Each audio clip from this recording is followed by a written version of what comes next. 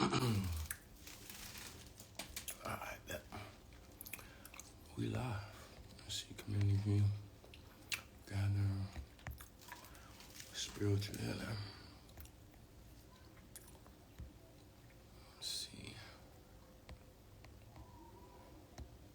Spiritual. Am I spelling that right? No, I'm not. Spirit, there we go. Yeah, we in a new location. Spiritual healing community, yeah, that's spiritual healing. Alright, cool. Boom. Pin that. Grand. What's poppin', y'all? Yeah, we in a new little location. We're in a new location, y'all. We in a new location. It ain't nothing but my bedroom, but shit, you know, new location. What's poppin'? How everybody's feeling? Grand. I pray everyone is feeling amazing.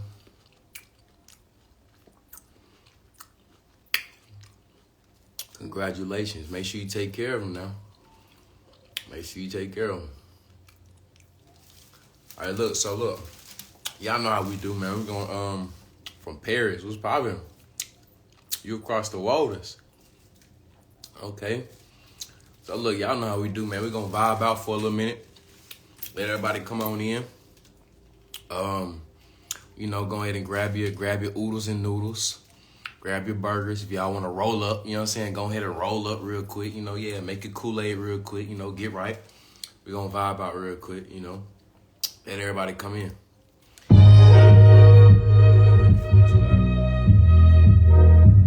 Yeah, Senor.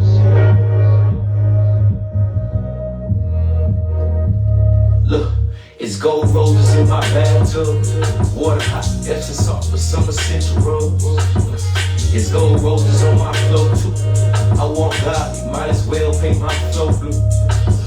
It's gold roses in my bedroom. Bandanas hanging down, that's my red room. It's gold roses in my kitchen too. Everything I cook is vegan, ain't no chicken soup. Look, I write my goals and follow through, cause that's my focus. I mean my goals halfway, cause that's the local. If that shit destroy my peace, I don't care what that is. Grab a light, burn some sage, I don't know what that is. It's all good, keep it moving, keep that vibe right. Make sure you meditate to keep that mind right. Burn some sage, keep it moving, keep that vibe right. Make sure you meditate to keep that mind right. It's gold roses in my bathtub. Water hot, Epsom salt with some essential rubs. It's gold roses on my floor too. I walk God, you might as well paint my floor blue. It's gold roses in my bedroom. Bandanas hanging down, that's my red room. It's gold roses in my kitchen too. Everything I cook is vegan, ain't no shit. Check it. All my niggas breathe in. All my niggas breathe out. Burn some Palo Santo, Look, hey, take a break and smell the flowers while you still can. Better tell your folks you love them while you still can. It's gold roses in my blood when I smoke too. Spiritual practice with these songs make me float. These next 3 days I ain't eating, see I'm fasting. Feeling closer to my God, I got passion. See, I used to carry hate, but I got past it. So much pain up in my heart, it had me lashing. Rosemary on my temples, head with migraines. It's an honor being of service, that's on my name. A God amongst men, you can't touch me now. Controlling all my urges, you can't fuck me now. It's gold roses in my bathtub. Water hot, Epsom salt with some essential rubs. It's gold roses on my floor too. I walk God, you might as well paint my floor blue. It's gold roses in my bedroom. Bandanas hanging down, that's my red room. It's gold roses in my kitchen too. Everything I cook is vegan, ain't no chicken soup. A God amongst men, you can't touch me now. Controlling all my urges, you can't fuck me now. A God amongst men, you can't touch me now. Controlling all my urges, you can't fuck me now.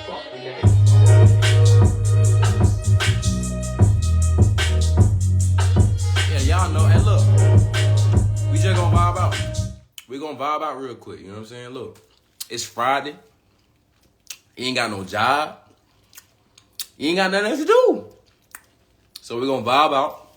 We're gonna let everybody get their oodles and noodles. We're gonna let everybody get their Kool-Aid, make their sandwiches. We're gonna make sure everybody roll up. You know what I'm saying? We're gonna make sure everybody be copacetic. You know what I'm saying? We're gonna double check it. You know what I'm saying? And then we're gonna vibe out real quick. Hey, look, I had recorded a new song.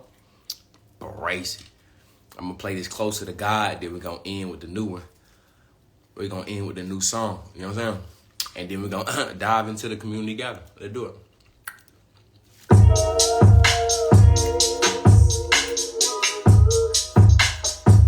I'm feeling close to the God.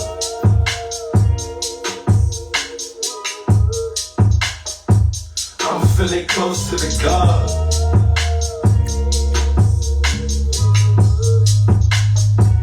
I'm feeling close to the God.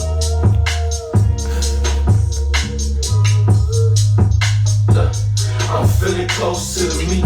I wake up and burn my sage in the morning. I sit back and close my eyes and feel the energy flowing. I turn vegan, yeah, I changed my diet. I enjoy my pork and beans, but it was too many dying. I started reading too. I started learning the truth. Understand a lot of shit I learned, it wasn't true. I started wanting land, attending the flowers. I started setting some intentions before I hop in the shower.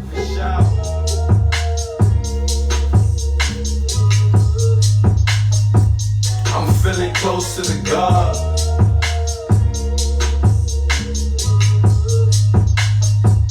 I'm feeling close to the God.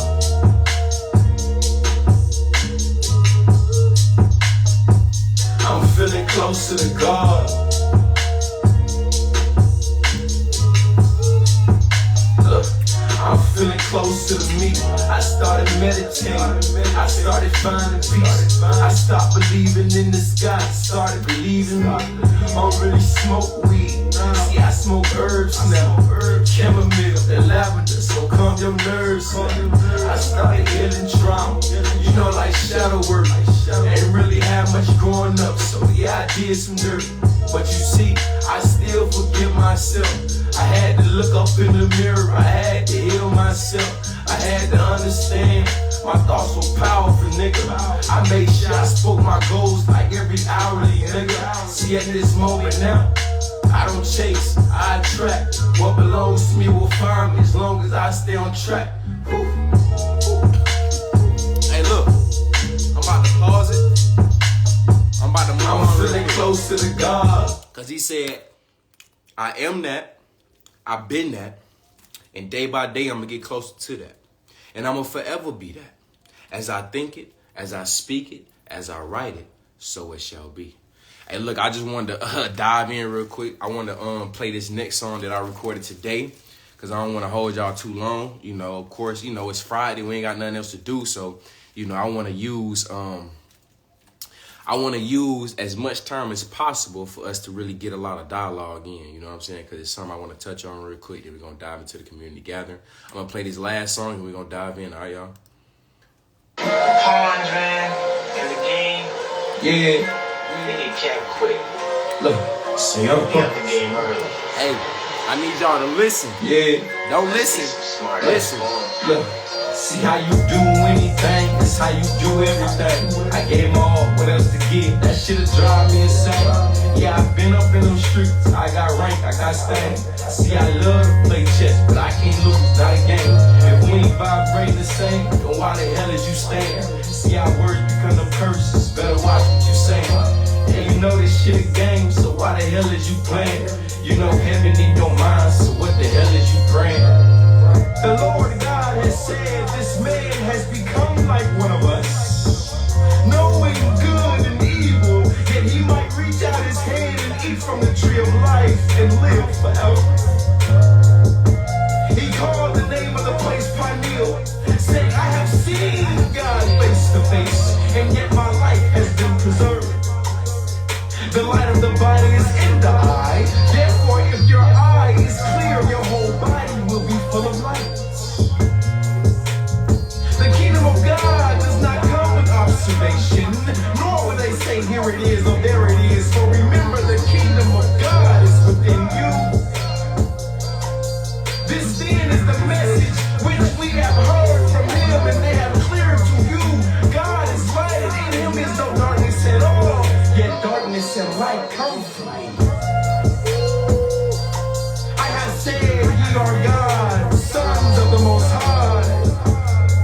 shall die like mere men and fall like the princes. When two or more are gathered in my name, there I am in the midst of them. I said when two or more are gathered in my name.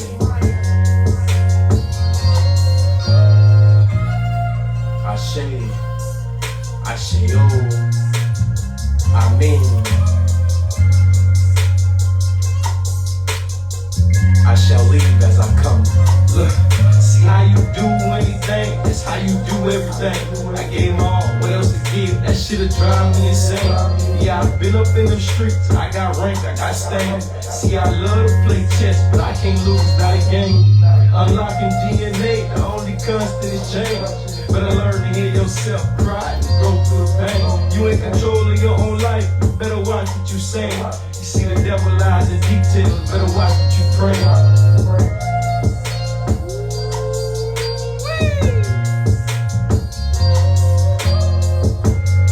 Hey, look.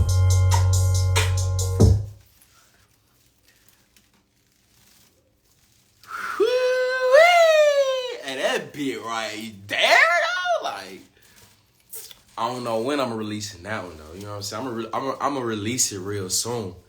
You know what I'm saying? But that one right there, though, like, you know, I don't want, with that song, I don't want nobody getting the wrong idea, like trying to be a Christian rapper or something, because that's not what I am.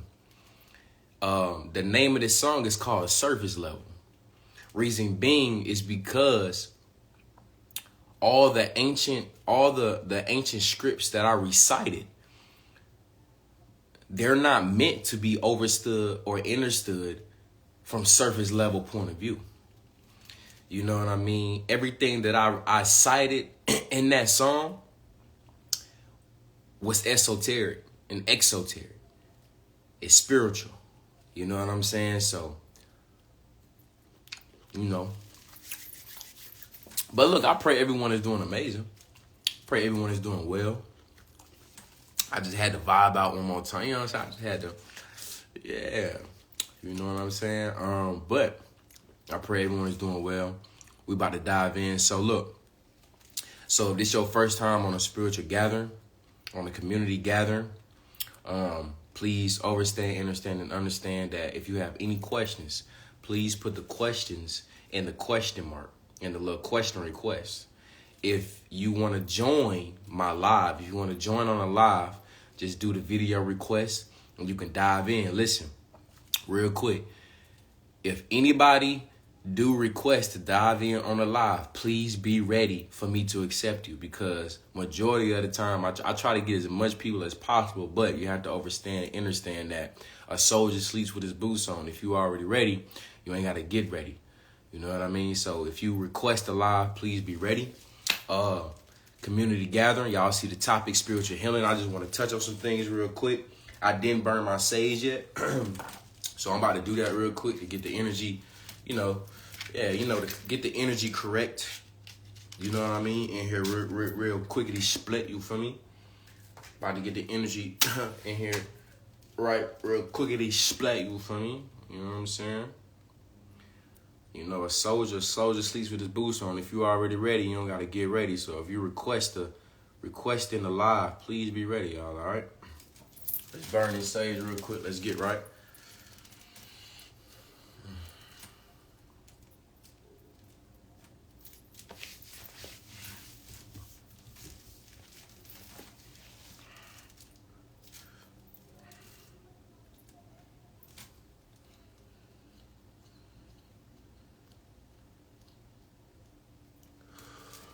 All right. Yeah. So look, y'all already know how I want to start off. We're going to do the sound bowl, then we're going to do prayer, then we're going to dive into the community gathering. All right. So boom, that's what we finna do. So this right here, if this your first time in the community gathering, this right here is a quartz crystal sound bowl. It is tuned at the hertz for the third eye, the pineal gland, which I like to call the first eye, but it's tuned for the hertz of the pineal gland. So I would like to start off like this. I do instruct y'all, if you do want to follow along, focus on your breathing. Breathe in your nose and out your nose, not through your mouth. Why? Because we want to be able to control our breath. We want to be able to control this flesh. All right, we are spirit and soul beings first before anything. All right, so we're gonna do this for about 30 seconds to a minute, and then we're gonna start off with prayer, dive in with prayer, and we gone. All right, so boom, let's dive in, y'all.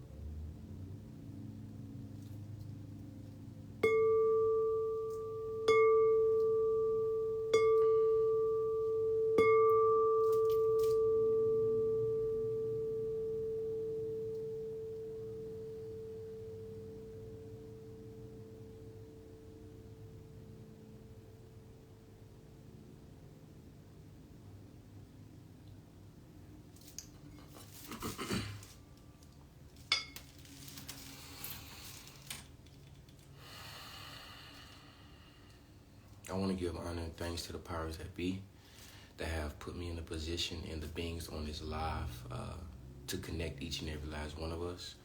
I also want to give honor and thanks to the powers that be that have given me the ability to obtain the knowledge that I have, to convert this knowledge into wisdom, to be able to not only teach myself, but the people, places, and things around me. I also send this same energy out to the beings and the people that will watch this live and that is on this live, that you all be able to obtain this knowledge and convert this knowledge into wisdom to not only teach yourself, but the people, places, and things around you. I give honor and thanks, and I speak life and power into the powers that be. Ashe, yo, amen. All of the above and whatever you shall subscribe to. What's poppin', y'all? What's going on, Shani? I pray everyone is doing amazing, man. I pray everyone is doing amazing. I pray everyone is doing well. If you are just tapping into the community gathering, and if this is your first time on a community gathering, I will repeat, please, if you have any questions, please put the questions in the question request. If you want to join the live, please request the video, and please also be ready. You know what I'm saying? Be ready, because you don't know what I'm gonna pick on. If you raise your hand, be ready to answer, all right? Again, a soldier sleeps with his boots on. If you already ready, you ain't gotta get ready, all right? So boom, community gathering, y'all. Spiritual healing. I want to touch on spiritual healing real quick. Just give me 15, 20 minutes, all right, y'all? Give me 15, 20 minutes. I just want to speak on spiritual healing, which is one of the most powerful healings that could take place, right? So I was meditating today, I was just being today, and the reason why I want to speak about spiritual healing is because I speak about physical healing a lot. You know what I'm saying? I speak about the body healing, mind healing. I speak about a lot of healing, but today I want to speak about spiritual healing. A lot of people, including myself, we have been through a lot throughout life. You know what I'm saying? Whether it's health, family, friends, personal, whatever the case may be, right? And the reason why I want to emphasize that spiritual healing is the most important healing is because before anything manifests in the physical realm, in this realm, it is first created in the spiritual realm. You know what I mean? And that realm is what we call the unifield. That unifield is where all things exist, where all possibilities exist, where everything comes from ideas, inventions, thoughts, emotions, which is nothing but energy, emotion, and motion. You know what I'm saying? At least I can speak for myself when I say that although I've been through what I've been through, right? Growing up, there's always been this voice. Whether I paid attention to it, whether I denied it, or whether, I attempted to suppress it, right?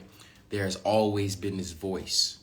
And one thing about spiritual healing is that this voice is very subtle. This voice is very subtle. And, you all know, for those that have been following me for a while, I speak about being a lot. And what I mean by being is being in silence, because it's so imperative to understand, and understand that once you're silent, you can hear more. Once you're less distracted, you can see more, you can pay attention to more. And so the voice, this subtle voice, it has been there, you know what I'm saying? Rather, all the things that I've been through, telling me what to do, telling me what I need to do, telling me what needs to take place, you know what I'm saying, in order for healing. And again, we all have this voice, and what is this voice I'm speaking on real quick? I just want to make sure that y'all understand something, that this voice is nothing but your, what they call your subconscious, or what they call your gut feeling, or what they call your higher self, or what they call, your ancestors, the cosmos, spirits, God. You know what I mean? And so this voice pretty much has all the answers to every question that you may have. And that's only if you listen. Again, when you be in silence, when you learn how to be in silence, you can hear more. It's kind of like that. No, it's not kind of, but it's exactly like that saying. When you stop looking, you will find. Okay, so again, spiritual healing. Now, what do I mean by listen? If you just listen, you know what I'm saying? Now, there's a difference between listening and hearing. Okay, hearing is, especially when we speak on this topic of spiritual healing and that voice, hearing is not necessarily, and because if we all know that voice, we all know it, period. You know what I'm saying? The thing is that we're so comfortable with where we are that we're not comfortable with the uncomfortable, so we stay comfortable.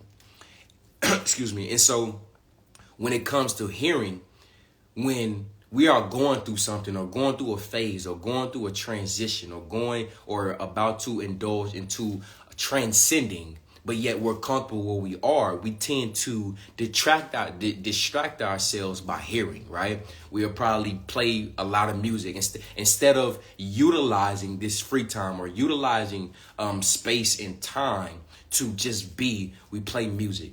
We talk we try to find somebody to talk to, or play the game, or we watch TV, or we watch movies, or we go outside, or we go to different places to try to literally distract ourselves. Because that's all it is. We are attempting to distract ourselves from actually listening to ourselves.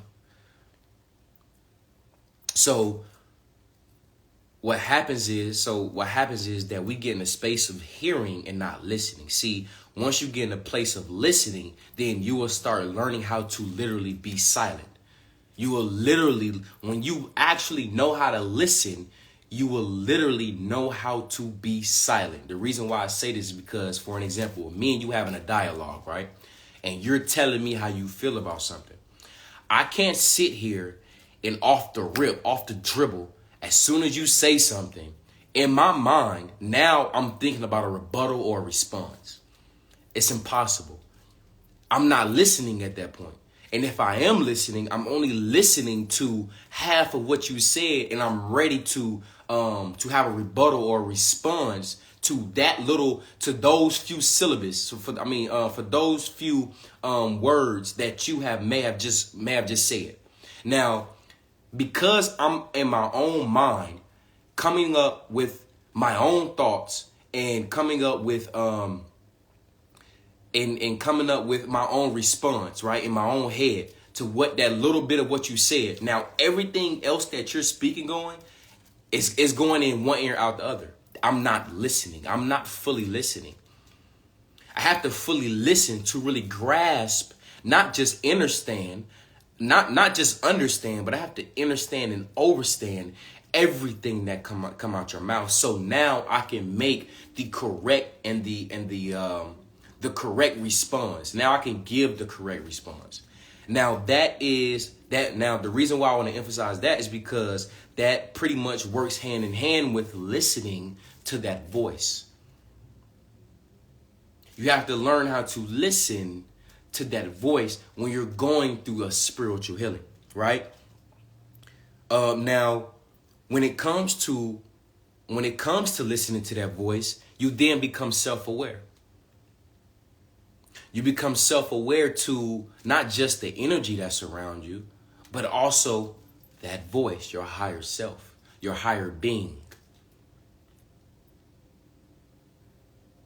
I pray everyone is understanding everything that I'm speaking on right now. Let me see some numbers real quick. I just want to make sure everybody paying attention. Let me see some 3s. Let me see some 2s. Let me see some 1s real quick. You know what I'm saying? Some 6s and some 7s. I just want to make sure everybody is understanding what I'm speaking on thus far. Okay?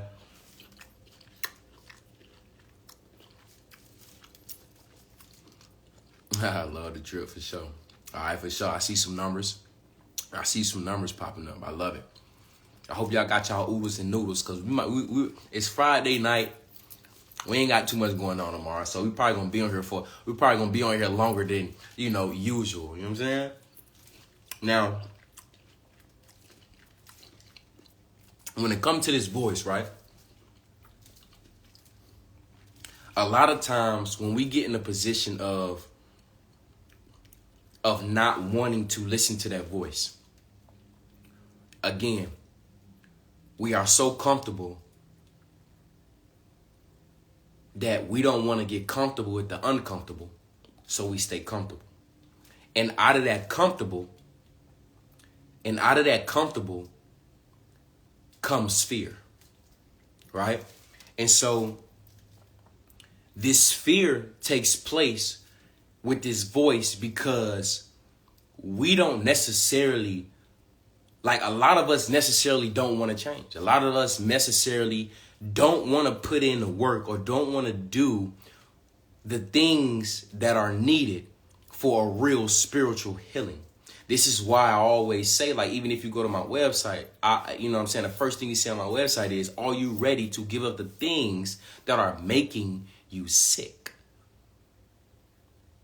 Are you ready to give up the things that are making you sick? And when I'm on this live, I impute that. Are you ready to give up the people, the places, and the things that are making you sick? Why? Because it's your people, places, and things. That's your environment. That's your environment.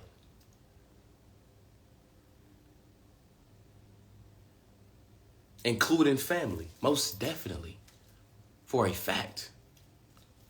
So the reason why I want to emphasize that is because when it comes to fear, right? Fear is a great sickness. But yet it's okay to have fear. It's okay to be scared. The thing is that you can be brave. You can be brave and face whatever that you are fearful of. And to be honest, the only thing that you're fearful of is something that you do not know. But yet, that voice will tell you, listen, you need to be alone. Not only do you need to be alone, while you're alone, you need to start loving on yourself because you love on everybody else. You love on everybody else with nothing in return. You cannot pour from an empty cup. You cannot pour from a cup that's not even getting full. You first have to be overflowing with abundance in order to give abundance. I can't give you what I don't have. If my homeboy has nowhere to sleep and I say, hey, bro, you can come sleep on my couch, but yeah, I don't have a couch. So that voice is going to tell you, you need to be alone. You need to start loving on yourself. Not only that, you need to start journaling. You need to start doing shadow work. Shadow work. Start healing the inner child inside of you. If something is, if you can be easily triggered by something, you need to pause and you need to sit with yourself. Okay, why am I triggered by this? Now, don't get me wrong. Look, I'm going to keep it gangster. Y'all know how I do. I'm going to keep it gangster with you. Sometimes motherfuckers just be having you fucked up. You feel what I'm saying? But on another note, you have to still sit back and really observe and not absorb. Now, for those of my beings, my people that are on this live and that are watching this, for those that are like, I am attempting to heal myself. I am attempting to be by myself. I am attempting to be silent. I am attempting to just be, right? I'm attempting to actually heal, but the people around me tend to distract me sometimes. Now, I don't want to be mean and just be like, look, I need to do my own little thing. You need to understand, and understand something. Distracted people distracts people. Because you have people around you that don't want to do the work. They're hindering you from doing the work.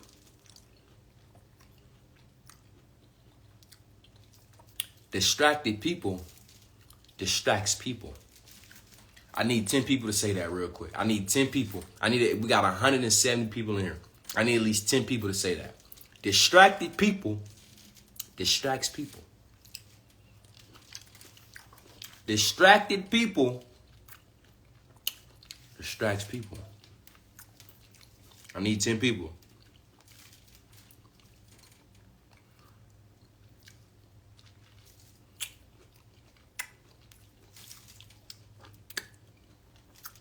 Hello. Come on now. Come on, y'all. I need to see some people now. What y'all doing over there? Yeah, there we go. I see some in there. Yeah, okay. Y'all paying attention to me. Okay. For sure. Okay, now, boom, right? Now, let's move on a little bit. Now, it's a reason why I say that we need to learn how to be, right? It's a reason why I'm saying we need to learn how to sit in silence with ourselves and really listen.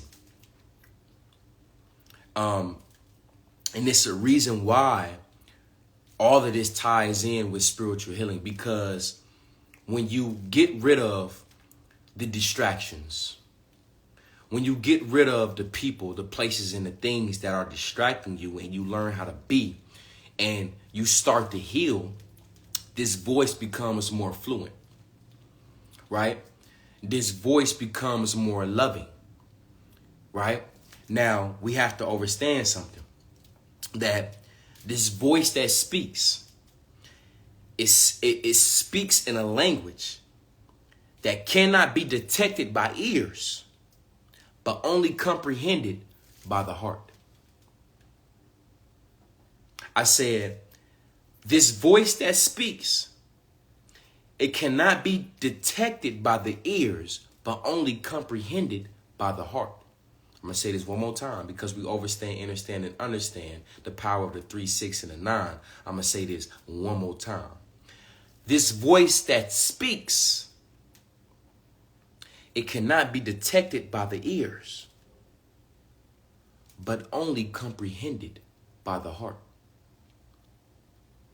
Now, what does this have to do with anything? Well, you have to understand that when it comes to spiritual healing, when it comes to healing, I'm not even going to say the result of healing. Well, yeah, I'm going to say that. The result of healing is being in a place of love. The result of healing is being and resting in that heart chakra. Now, for those that don't know, when you truly pay attention to the chakras, you have to know that the heart is the center of all chakras.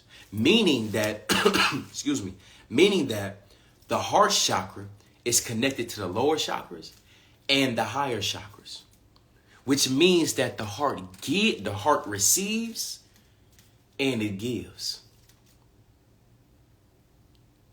The heart chakra is the most powerful chakra and the gland of the body. This is why I made that. This is why I said what I said. The voice that speaks cannot be detected by the ears, but only comprehended by the heart. When you're in your purest form, when you're in your purest state, whatever that voice is speaking to you, you can feel it. You can feel it. It's vibration, it's frequency. You start getting chills. Your hairs start raising up. Because now everything is starting to make sense. Like, damn, I do need to cut him off. Damn, I do need to cut her off. Damn, I do need to be alone. Damn, I do need to do some shadow work. Damn, I do have a lot of unsolved trauma inside of me. Dang, I do see myself getting angry a lot. I do see myself getting frustrated and upset and agitated a lot.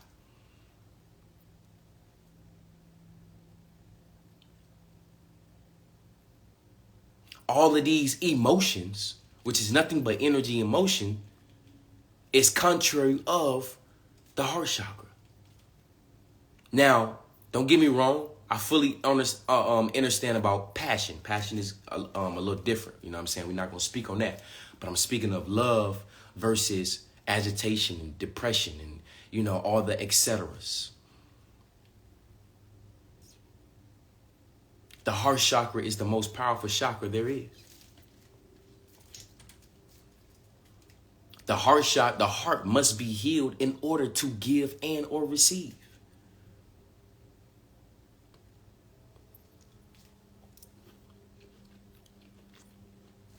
Pray everyone is understanding what I'm saying. So, when it comes to internal, the reason why I'm speaking on the heart chakra is because everything is internal. There is nothing and nobody outside of you that can heal you but you. There is nothing and nobody outside of you that can heal you but you.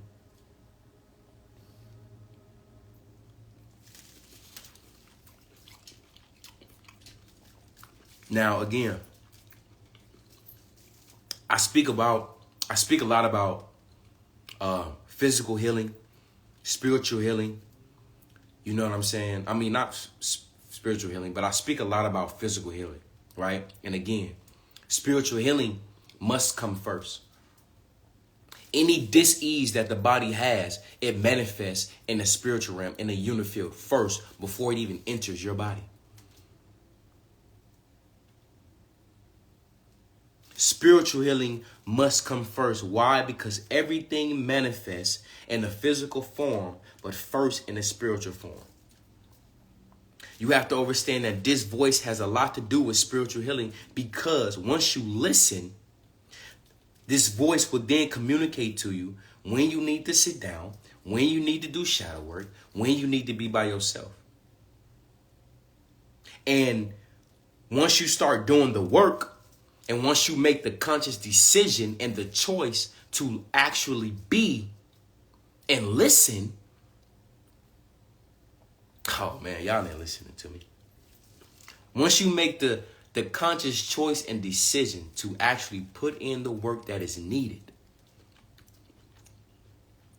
your gifts start to unlock. Your DNA starts to unlock.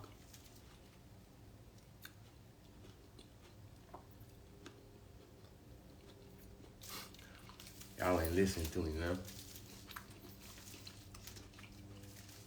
What do I mean by that?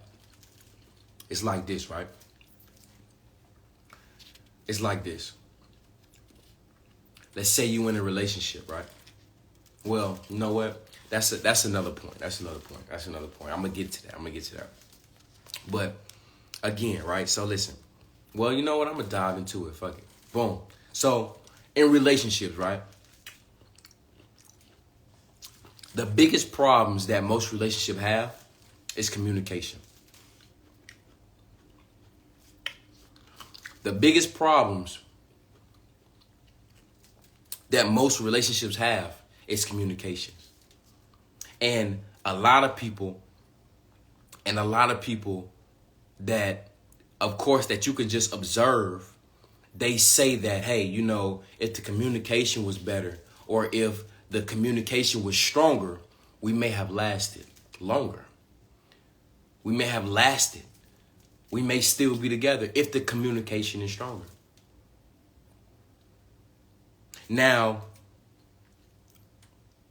what if, now, okay, so boom, so based off of that perspective, based off of that illustration, right? That means if the communication was better, that means the communication brings each other closer. That means the communication will bring us closer. The communication will strengthen our bond. It will strengthen our love. It will strengthen our trust. When we communicate, whether you like it or not, I'm communicating. I'm being honest with you. Right? Now, just imagine, because this can happen in the physical, between relationships in the physical, don't you think it can happen in the spiritual as well? When it comes to that voice? See, once you start actually sitting down and being and listening, because again, that voice is nothing but your subconscious, your higher self, your ancestors, God, whatever you subscribe to. That's what that voice is. And see, once you start actually paying attention, being silent, and listening to that voice that is telling you what you need to do, guess what? The bond gets stronger. The love gets stronger. The communication, the relationship gets stronger. The trust. A lot of people, a lot of us don't even trust ourselves. Why? Because you will hear a lot of people saying, man, I knew I shouldn't have done that. Well, why did you do it?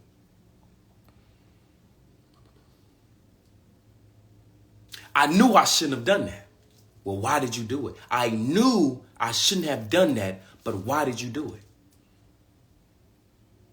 Right then and there, you stop trusting yourself. And so now, once you start ignoring that voice on telling you, okay, you don't need to do that. Oh, this is what you need to do. Once you stop trusting and listening to that voice, and you start listening to whatever outside of you, because that's all it is. If you truly was listening if you was truly listening to yourself, you would be listening and understanding and understanding and overstanding that voice that's inside of you.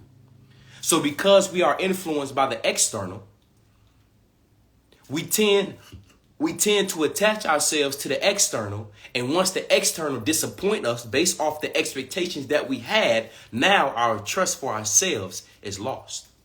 So now when it's truly time to listen to that voice, we don't even want to listen to that voice because we don't even know if we should trust ourselves because we ignored the voice that is inside of us and try to pay attention and go off the expectations of the external. So now we can't even fully, we just like, man, I don't even know if I can truly trust myself. But you can. You can. You just have to listen to yourself.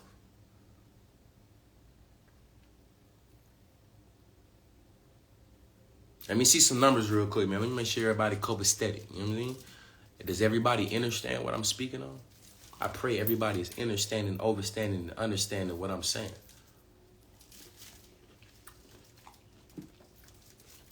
Gotta listen to yourself. All of this about spiritual it ties in with spiritual healing.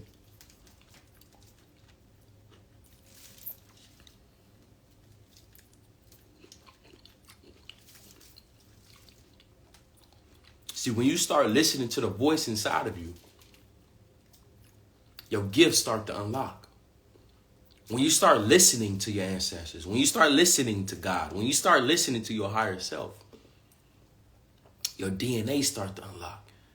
Why? Because now you're listening to yourself. You are paying attention.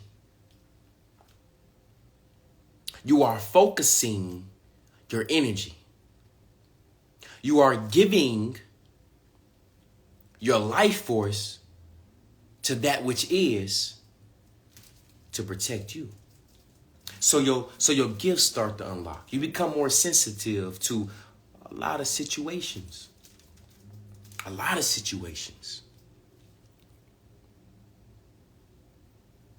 You could step into a place or step into a room, right? And you know how they say that the energy was so thick or something like that you can cut it with a knife? Yeah, you can feel that. But you can be more sensitive to the point where, okay, you can step anywhere and all you have to do is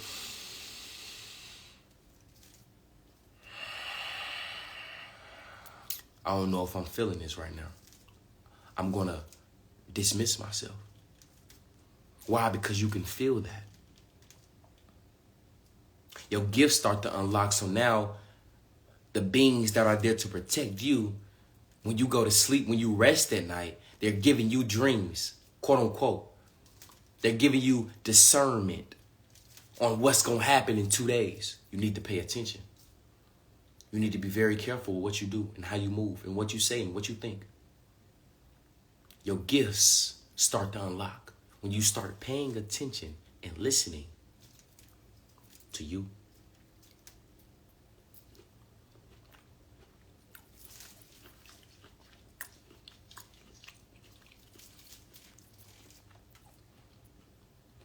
You must start paying attention and listening to you. Forget about what other people may say because those other people aren't you. Are you living your life for you or are you living your life for them? Which one is it? What you doing? Talk to me. What you doing? I need some answers real quick. Before I continue, I need some answers. Are you living your life for you or are you living your life for the people outside of you?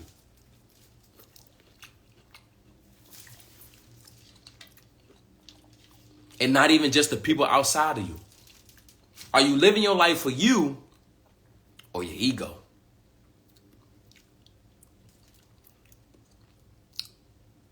Look, somebody said me and ego. Look, it's either you or ego. Look, yeah, we divine. Look, we all tapped in, you know. Yeah, we are connected to everything, but yet attached to nothing. We are connected to everything, but yet attached to nothing. So you can start going into certain places and you can feel the energy.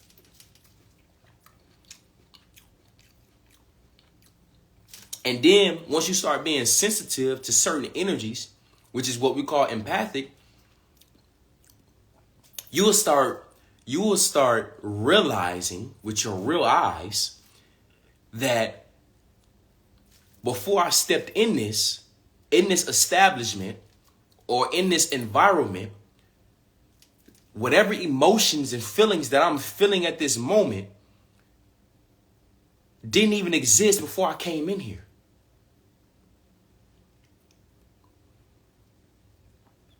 It didn't even exist before I came in here. So what is this what are these emotions? Again, emotions is nothing but energy and motion. Entities. Energy, frequency, vibration. And you also have to understand that these energies can and will attach themselves to you. It's a movie. It's a movie on Amazon. I believe it's on Amazon Prime. I believe you can watch it for free. It's called Odd Thomas. ODD Thomas. You can watch this movie. It's about this dude that are literally able to see energies. And I don't mean like an energy field. No. I'm talking about entities that hold energy that literally sniffs themselves around certain beings and try to attach themselves to them. And so once the first depression entity comes around you, right? And you continue to sit in that emotional component, that emotional depression, guess what that entity do? It invites more depression entities. And then that invites more. It's called Odd Thomas. It was really about death, like a death energy, death entities. And when they are like when the death entities, man, y'all gotta watch it. It was brazy. He was able to see these entities.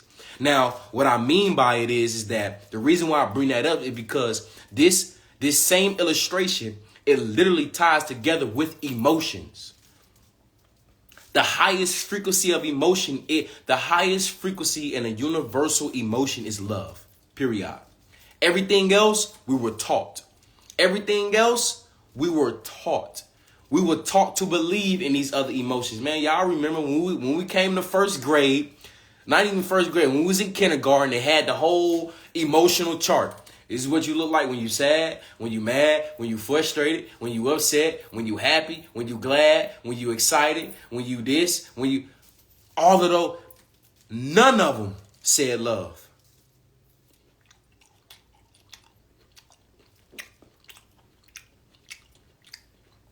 None of them said love. I'm eating these seeded grapes, you know, they be juice, you know what I'm saying? They hold more juice than any, look, you get it. It's called Odd Thomas. You gotta watch that movie. Powerful. See, my thing is this.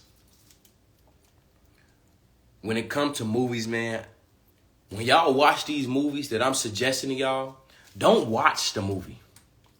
All right? Do not watch the movie. Watch the movie. Don't watch it. Watch the movie.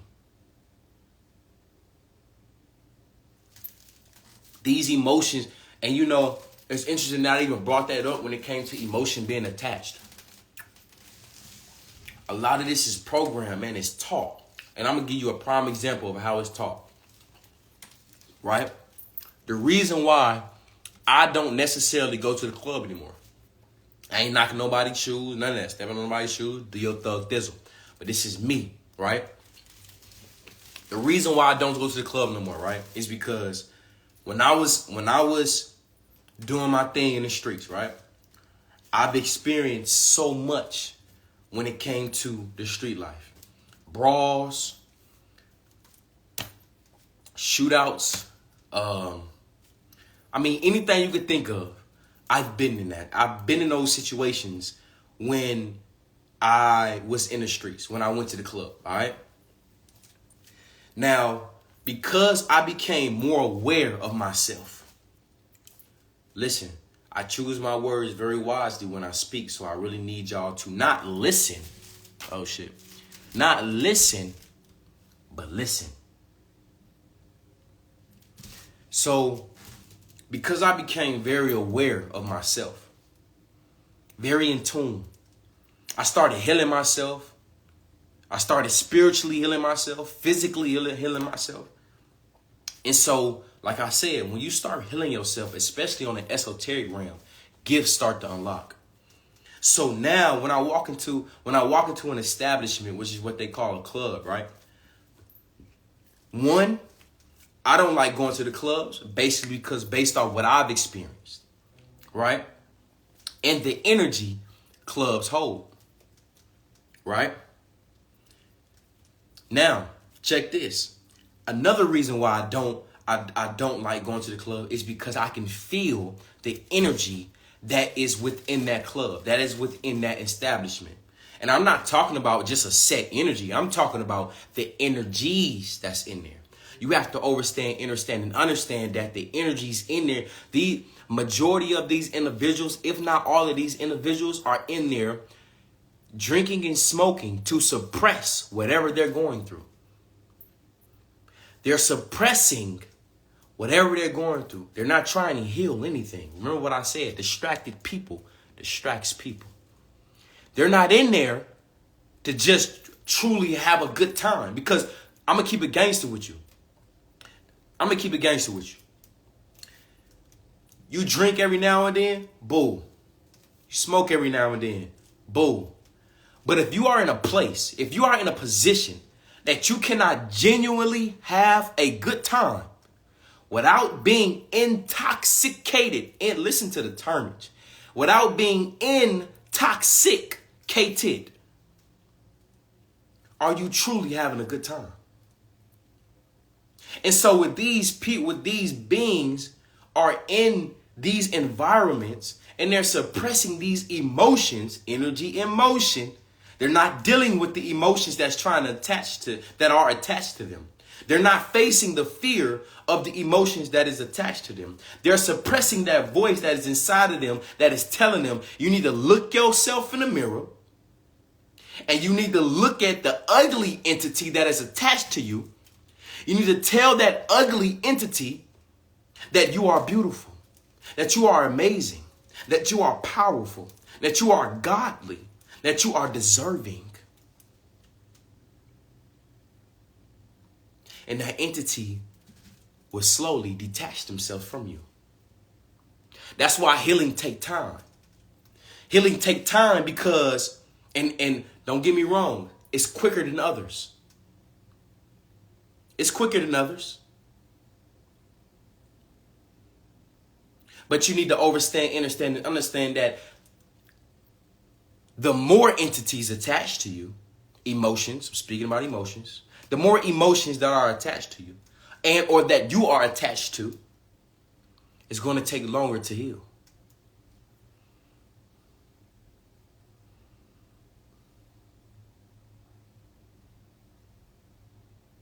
Healing takes time. But see, it also takes discipline. It also takes courage. Because all at the same time, because in the meantime, between time is relative. What is time? I'm going to do a live on time. That's going to be, that live right there probably going to be a good, I may have to do that on YouTube. If I do a live on time, I'm going to have to do that on YouTube. Because that right there, that's going to be like a 3-hour live right there. I'm going to keep it gangster with you. That's going to be like a 3.5 hour live. You know what I'm saying?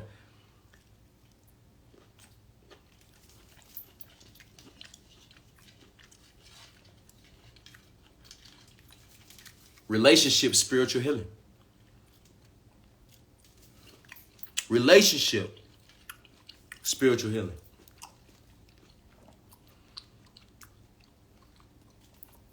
No matter how much you try to make this relationship work,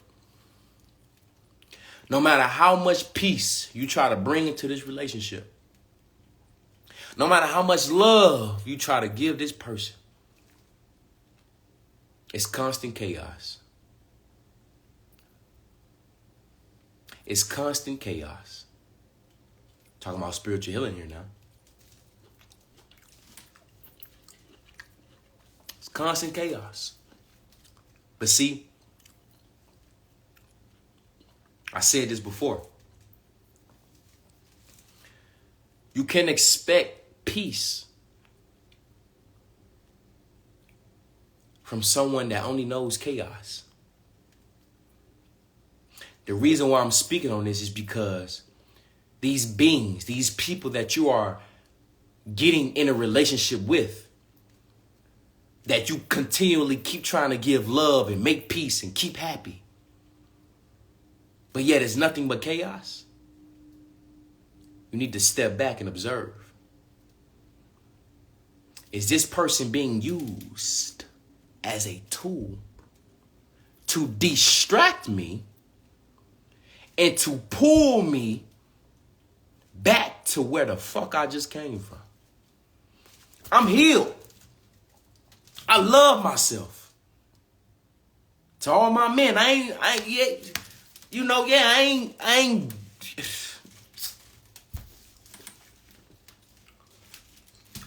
I've been through so much. I done did so much shadow work.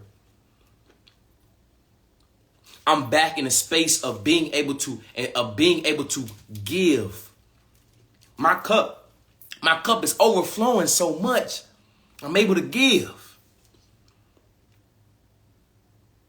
But yet, the person who I keep trying to give to, who I love,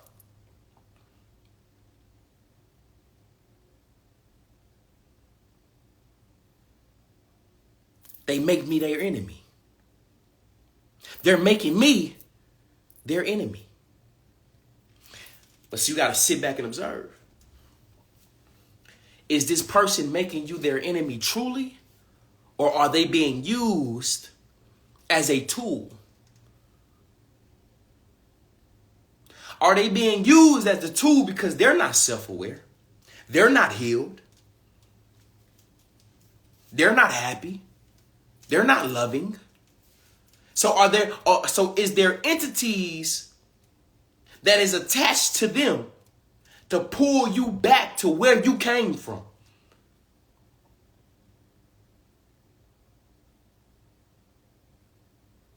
You got to ask yourself these questions.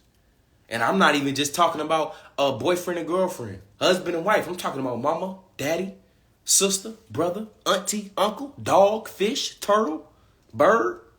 Yeah, I'm talking about all of the above. Because you have to understand that it is not flesh and blood that we are in war with. It is principalities and an evil that rest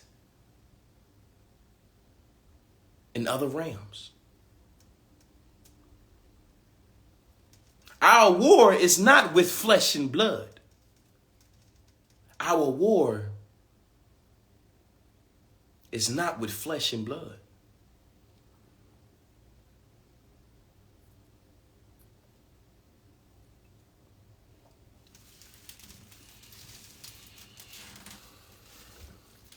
I pray over. Oh, man, I ain't got no more grapes. I ate all my grapes. God damn. I love my grapes, y'all. I love my grapes, man.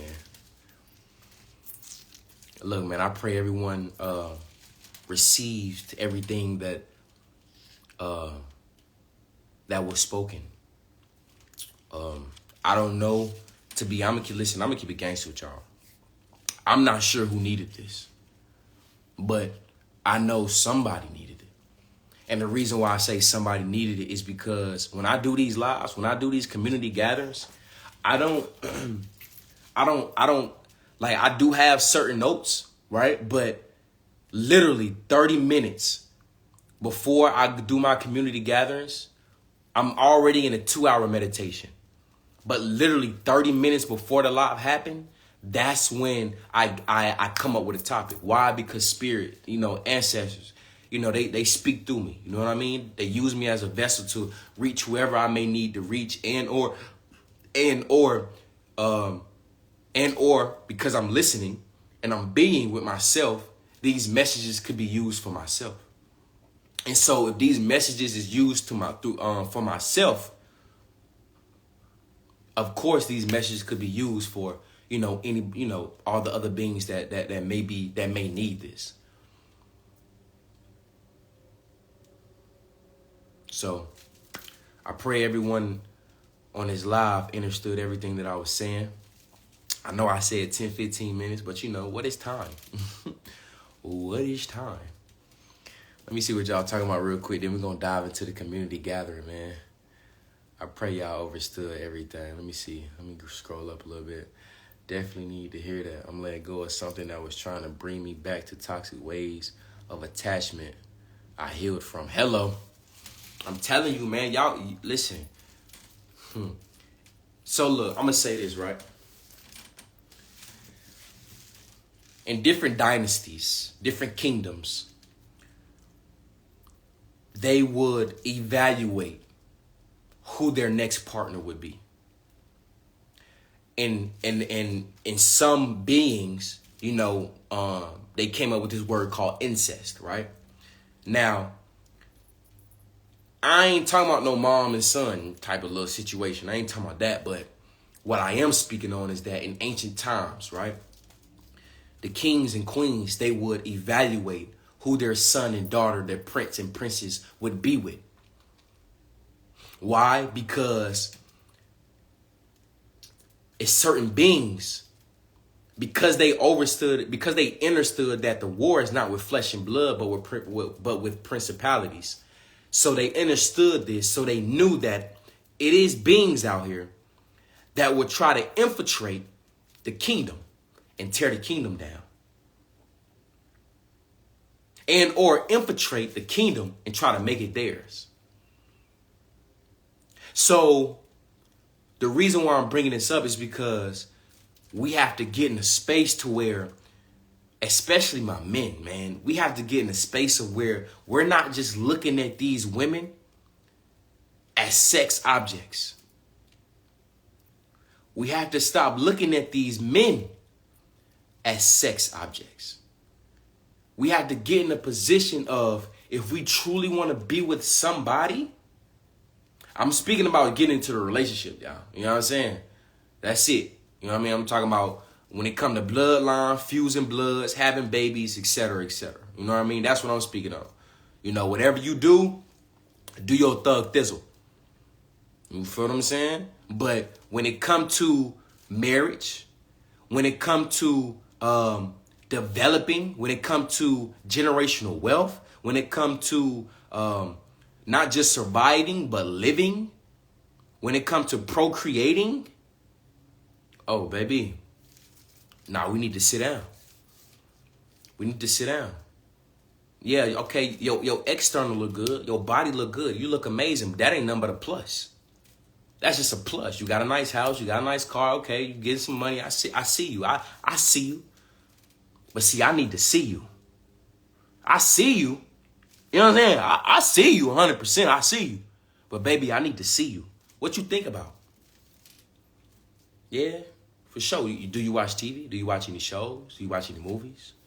Yeah, for sure. Do you what's your diet like? What do you talk? What do you eat? Yeah, oh really? Oh, are you open to like eating natural ways? Like, do you want to be? Oh, really? You are? Okay, okay, for sure. What are your goals? What are your aspirations? Do you read? Do you like plants? Yeah, you like nature? You like being in the sun? Yeah, you like hiking? You like camping?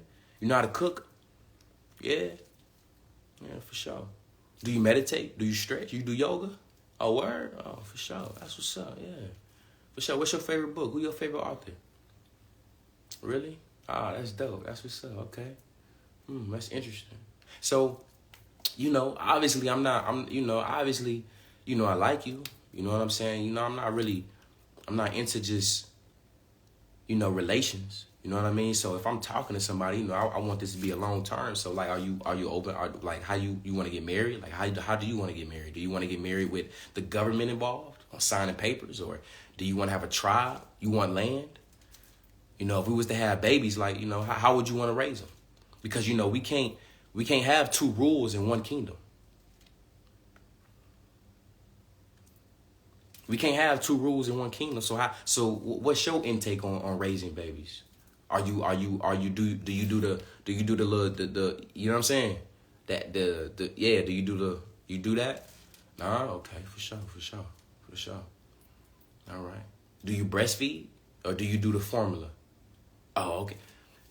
You know what I'm saying? Like, look, I'm just, yeah, it's about that connection, man. Like, you got to start talking. You have to speak, open up. You got to learn how to communicate. Use that throat chakra.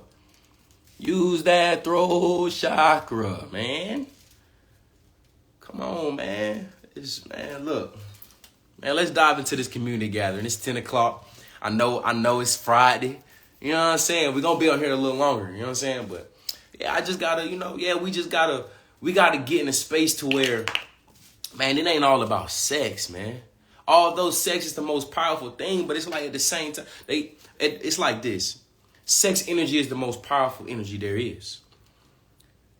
The problem is that the sexual energy that is in this realm right now has been manipulated to become self-destructive. So now all we do is just think about sex.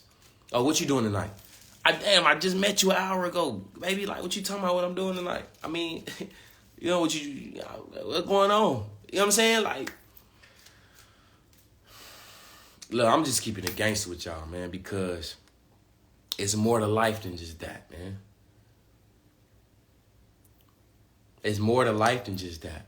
When you can have a divine connection as a man, that even when your girl think about you and her nipples get hard, her yoni get wet, yeah, she start moving her asshole. You know what I'm saying? She start like, oh my God, like, yeah, that's a connection. She ain't even in your presence. She ain't even in your presence, and she thinking about just you.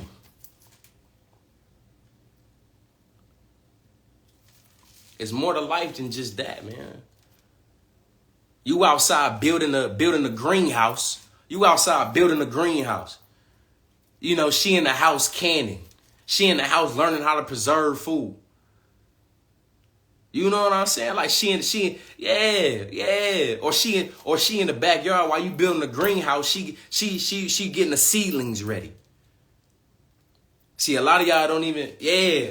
When I say seedlings, I mean you actually getting a seed. You put it on a napkin. You wetting the napkin. You letting it break through. Then you throwing it in a little cup for it so it can sprout up a little bit. Then you throw it in the, yeah. Come on, man. Listen, yeah. Man, let's dive into this community gathering, man. I ain't finna keep talking too much, man. You know what I'm saying? I know I see a lot of people want to dive in on this, man. God, we got a lot of people. I bet. Let's do it. So, boom. Let's add somebody. So, we got Rich Kiss. You raised your hand. Please be ready. Rich. Yo. We good. I bet. We good. Come on, Rich Kiss. What you know about the seedlings? What you like? What? You talking my language. You What? always talking my language. Like, it gives me chills. It gives me chills. Yeah, look, I don't have 50 plants for no reason in my house. Baby. Yeah. Like, my heart rate. Yeah. I gotta, hold on. For sure. Let it show. Yeah. I need a second. I got my notes. Yeah, for sure. I got my grapes. Got the grapes. I seen you ran out, but I still got some left, okay? For sure. Listen. So I don't know if you remember me, but you answered my live last week, right? Uh-huh. And I was asking you about your diet. Mm-hmm. Because I made a conscious decision to do better. For sure. Not just do better, but continue to do better, to just stop all of the bullshit, okay? And the reason that I made that decision is because I'm aware. When you know better, you do better. Hello. It's no point in having the information, being so filled with the information,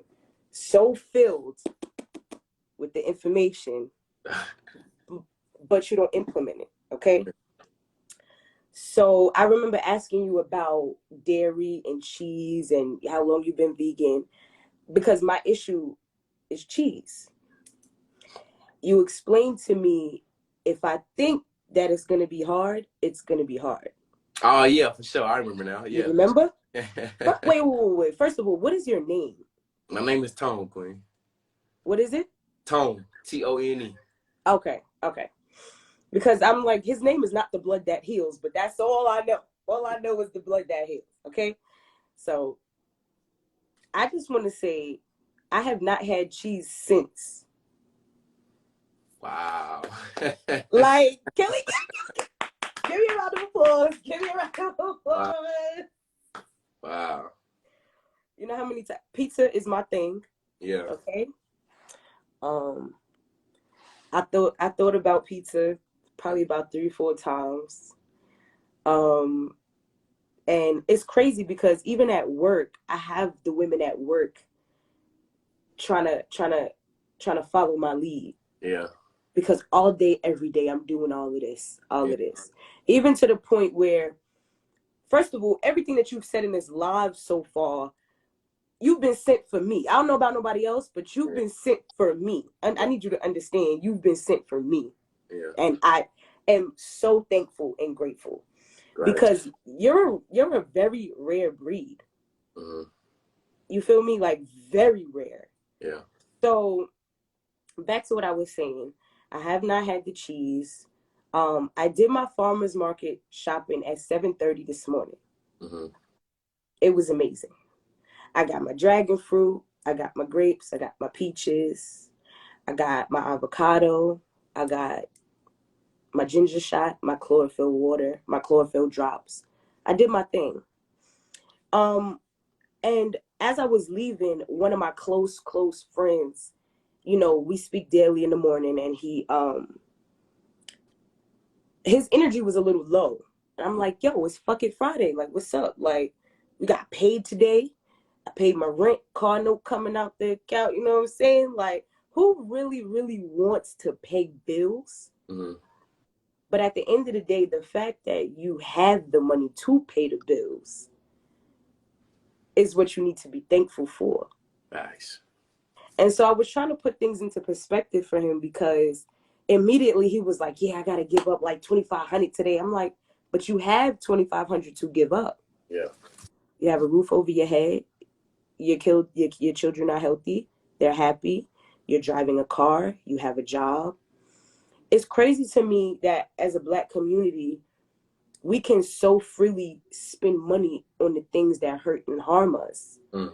But when it comes to the things that are helping and heal, get myself chills. When it comes to the things that are helping and healing us, we tight with the money. Thanks. So I said, $2,500, like, you don't complain when you spend money on liquor. Thanks. You don't complain when you spend money on weed. You don't complain when you spend money on clothes, Jordans, like, none of that. Thanks. So why would you complain about spending money on rent and your car note that you need to get back and forth? Your car note that you need to drive your kids around. Like, I don't understand. We got to change our perspective. Hello? Your mind is everything. Thanks. That's what's leading you. That's what's guiding you. It's the most powerful. I guess, correct me if I'm wrong, I guess the most powerful right after your heart chakra, right? What I want to ask you, like, I need a little bit of advice, because I personally feel like when you're in your journey and you're on your way to that next level, you're going to be tested more and more. Like, the tests get bigger. They come from people that are close to you. They come from people that you might love or you might trust or whatever the case is. But they get, like, the tests get harder and harder, right? One thing about me is that voice is very, very clear. Very clear. Doesn't mean I always listen. But I know that if I don't listen, I'm going to suffer hard consequences. So I'm to the point where I'm done not listening. I'm done. I want to listen, and I want to comply, if that's the right word I'm looking for. So in the recent situation, Um, I actually just got out of a really, really dark place in my life. And one thing about me is when I vibe low, I stay away from everybody. Mm. And that's because I know how much I have to offer when I vibe high. It's almost like when I'm down here, I never ever want to transfer my energy to anybody, my loved ones, my mother, my father, my godmother, my cousin, anybody. Don't talk to me. Mm-hmm. Don't talk to me at all. What I battle with is, or what I battle with is when I am coming back up and I'm vibing high again and I'm ready to communicate. Mm-hmm. Now, because I've been absent so long while I was vibing low, you know, when I come back up, everyone is like, oh, now you want to speak to me? Mm. There's a few people in my tribe that understand, but there's one person that I was close with that like told me about myself. Mm-hmm. Straight up was like, listen, let me tell you something. You're narcissistic and you're full of shit. Mm-hmm. Because I told him I learned to be unapologetic in my absence and my quietness because I don't want to give you that energy. Yeah. And he read me straight up and I kind of agreed with him. But at the end of the day, I still feel how I feel. Mm. I'm sorry that I could not be there for you in my state of depression. I'm sorry. I'm sorry I did not answer you and tell you I was depressed. I'm sorry. But I'm here now. And he said one thing to me that kind of caught me. He said, it's crazy that you go absent from the people that love you, but the fuck niggas and the toxic niggas that's in your life, you still communicate with them. Mm-hmm. But you got to understand something. From a low state, it's easy to communicate with a toxic nigga. Somebody in the low state. For sure. So, to be honest with you, I don't even know what I'm asking you right now because What I can say is that when you are going through different stages throughout your existence, I don't necessarily feel like you should be sorry. Because, and the reason being is because you may ask that person make forgiveness, but I don't think you should be sorry. Simply being is because you are on your own journey. And another reason why I feel like you shouldn't be sorry is because for someone that is tapped in within themselves, they know not to take that personal. You know, it's basically like what I said. It was a post I had posted, I think, a day ago. I was speaking about how, oh yeah, the 4 agreements. don't take it personal. Facts. Yeah. So I had posted, I think like a day ago about it's been a lot of times, and it still is a lot of times where I literally may detach from my phone. I may go on social media and post my orders going out, this, that, and the third, and I get off. And get off. And I may not respond to texts. I may not answer no calls or anything. And certain people may feel entitled that I have to respond to them or I have to take, you know what I mean? And it's like, I just feel like if you fully understood me and understood that everybody's on their own journey, and if you were tapped in with yourself, you will also understand that, shit, I need some alone time. I need to get off social media. I need to get off my phone. I need to get my energy back, because you need to understand that whatever you give your attention to, you give your energy to. Whatever you give your energy to, you give your life force to. So I feel like, from my perspective, that we all just need to make sure that we are surrounded by beings that understands, understands that you need to be alone. And then also not taking it personal. See, I feel like true friends, and I'm not stepping on nobody's toes either, but I'm just saying that true friends, they not going to take shit personal. Why? Because everybody have those days. Facts. Everybody. That's like my son. My son get irritated. He may have a bad day. I mean, not even a bad day, but he may be in his emotions or whatever. Okay, go in the room and take it out and come back. Come back when you're ready. You start acting out again. Okay, go in your room, let it out, and just come back. Mm-hmm. Why? Because everybody need that time. Whatever you need to go whatever you need to get out, go get it out. That's me not taking it personal. Although you're my son, I'm not going to take it personal because I take care of you. You're my baby. I love you. Right. So whatever you're going through, so be it. Go through it and come back. I'm here forever. That's true friends. Right. Somebody that understands and understands you. I feel like you have to be at a certain place within yourself to get that. Like, facts. You know, and the reason I told him and I said I'm unapologetic about it is and listen, that was a long time coming, okay? It took me a long time to get comfortable with the fact that that's how I react in that low vibrational state. Mm-hmm. I felt guilty. Geesh, I can't be there for my friends. I felt guilty. Yeah. And it's like, why should I feel guilty? For sure. You shouldn't. Don't feel guilty, girl. Like, I don't want to take up time from everybody else. Because we can do this for hours and hours and hours and hours. For sure. We could do this for hours, but I'm not going to take time from everybody. Yeah, just in conclusion, Queen, just don't, be unapologetic. Be you. Be you. Don't apologize for it. Yeah. Thank you so much. For sure, Queen. I'm here, man. I'm here. Have a good night. You do the same. I appreciate you. Hey, y'all, I figured out how to remove people now. So y'all ain't even got to exit out the live no more. I figured it out. I literally just figured it out like 5 minutes ago. Like 2 minutes ago. I figured it out, y'all. But yeah, for sure, man. Look, don't be apologizing for for what you need. Why should I apologize for what I need? If I need alone time, I need alone time. If I need love, I need love. If I need a hug, I need a hug. If I need to talk to somebody, I need to talk to somebody. If I need to talk to myself, I need to talk to myself. Why should I apologize for what I need? As long as it's not harming anyone else, why should I apologize? As long as I am not harming myself or anyone else, why should I apologize? If you need that alone time, get that alone time. Yeah. All right, so bet let's add a couple more people up in here real quickly. Display, you feel me? Yeah. Let's see.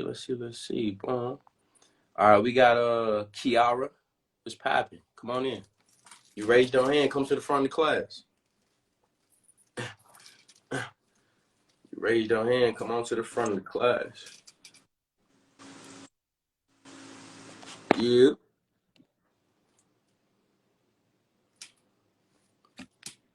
All right. Hey, look, you got to be ready. I know how to remove people now, okay? Listen, don't take it personal, okay? Please. I know how to remove people now, so don't take it personal if I call you in the front of the class and you're just not ready. Come on, okay? I know how to remove people now, so it's like... Let's see, who next? All right, boom. We got Moon Dust. Moon, what's popping, Queen? Come on with it. You raised your hand. Hey, come on to the front of the class. Hi. Hello. How are you? I didn't think I was gonna be added. It's okay. I'm okay. I just coming up here to affirm you in your community gathering about spiritual healing. For sure. Really resonated with me tonight. Just because I consider myself to be a spiritual woman. And I used to be like meditating and like connecting with my ancestors or whatever. And then I took a 6-month break, right? So when I was connected, any room that I walked into, I knew I was supposed to be there. I owned it. Any opportunity that came my way, I was taking it. I knew it was for me. But when I disconnected, I wasn't listening to myself and I was operating in fear. So I had like reconnected, started meditating again, and did like a ritual for abundance, right? And the next day, my supervisor comes to me and tells me, you should apply for this job. You want to know what I did? I said, nah. My coworker was like, you should apply for that job. I was like, nah. And so like the universe started getting real loud on me. Real loud. Yeah. Dreams, everybody coming at me from different directions. Like, what's going on? Why you not taking the opportunity that we gave to you? You requested it. It may not come in the form that you requested it in, but it's gonna get you what you asked for. So basically, I had to end up like stepping back, getting quiet, reflecting, connecting to finally understand like, oh, this your fear speaking. Like, you so disconnected from yourself, you so disconnected from your spirituality that you don't even believe in yourself anymore. Everybody else believe in you more than you believe in yourself. So what you ask for not gonna come to you because you don't believe. Hello. Say that one more time. What you ask for is not gonna come to you because you don't believe. Because we understand, and understand the power of the 3, 6, and the 9. Say that one more time. What you ask for is not going to come to you because you don't believe.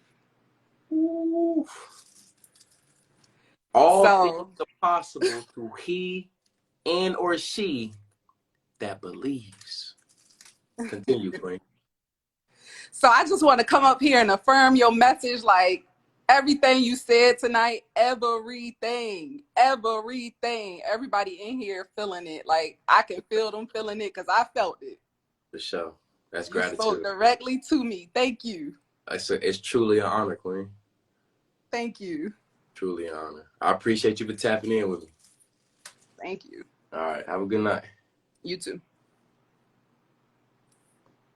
Hey, so one thing I want to touch on real quick is what Queen just said. She said that it's something that she said that I feel like a lot of people may have looked over, right?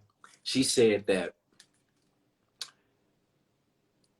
what you manifested may not come with how you said you wanted it to come, but it's still gonna come.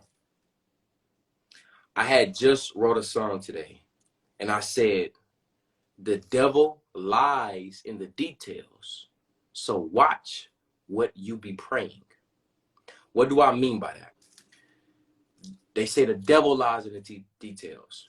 I say that to say because whatever you are manifesting, whatever you are speaking into your reality, you have to be specific. Who, what, when, where, how, all of the above. Who, what, when, where, and how, all of the above. You have to be specific. She said that what you may have asked for may not come with how you expected. Now, don't get me wrong. A lot of cases, you may manifest something, right?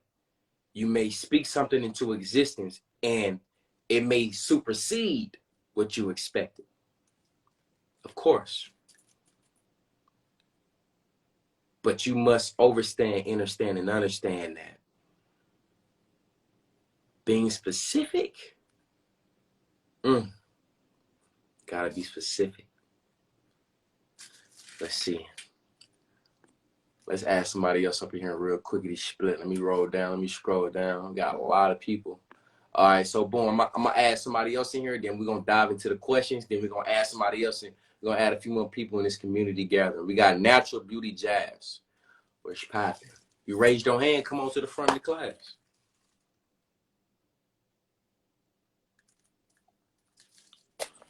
Hi, what's going on? Let me get in the light. I gotta get in the light for you. For sure, getting getting the light. I glow in the light. I gotta get in the light. Hold on. Yeah, You, so you you gotta gonna see? glow. Yeah, I All right, see you. here. What's going on? Hey, what's popping, Clay? How you I'm feeling? trying to tap into your live like forever. Yeah, I'm glad you made it. Yes, I made it.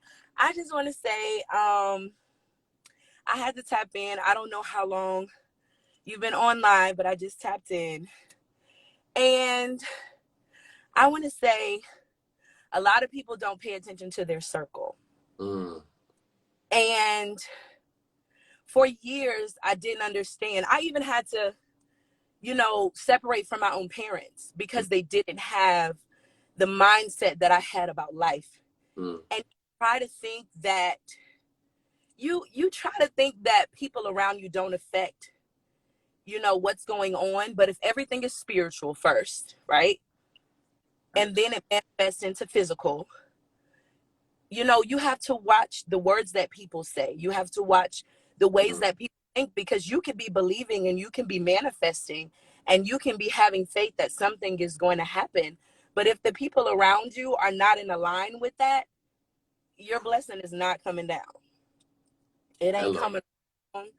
It's not doing anything. And so for me, like, I had to not only change my mindset, but I had to go and do a check around everybody around me. And I had to ask myself, okay, are they moving? And movement is important. And that's how if anybody's asking, well, how do I know if the people around me, how do I know if the people around me are really for me or they're really on my journey?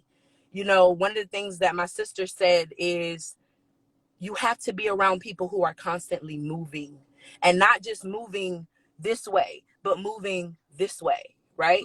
We have to be constantly elevating. And one of the things that people, thank you. One of the things that people don't understand is you can be beautiful on the outside.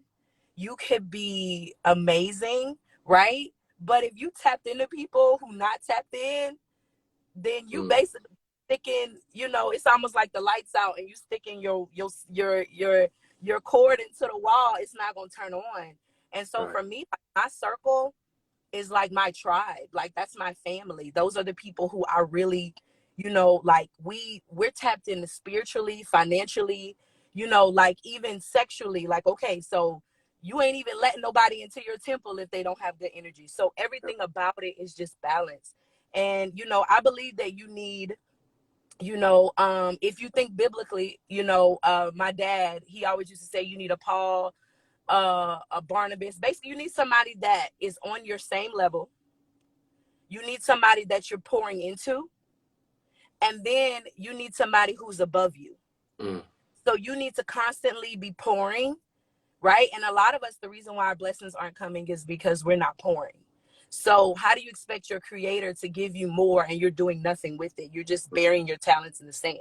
You're doing nothing with it. You're not elevating. You're not doing anything with it. And if your creator has no purpose for you, why are you here? Like, there's no reason. So you want to make sure that you're constantly not only tapped in, and you want your dreams to happen and you want all of that to go forward, but it needs to go and it needs to align with your purpose. And you got to make sure that you on the same timeline as somebody else. Because, some people, they're okay with being stagnant.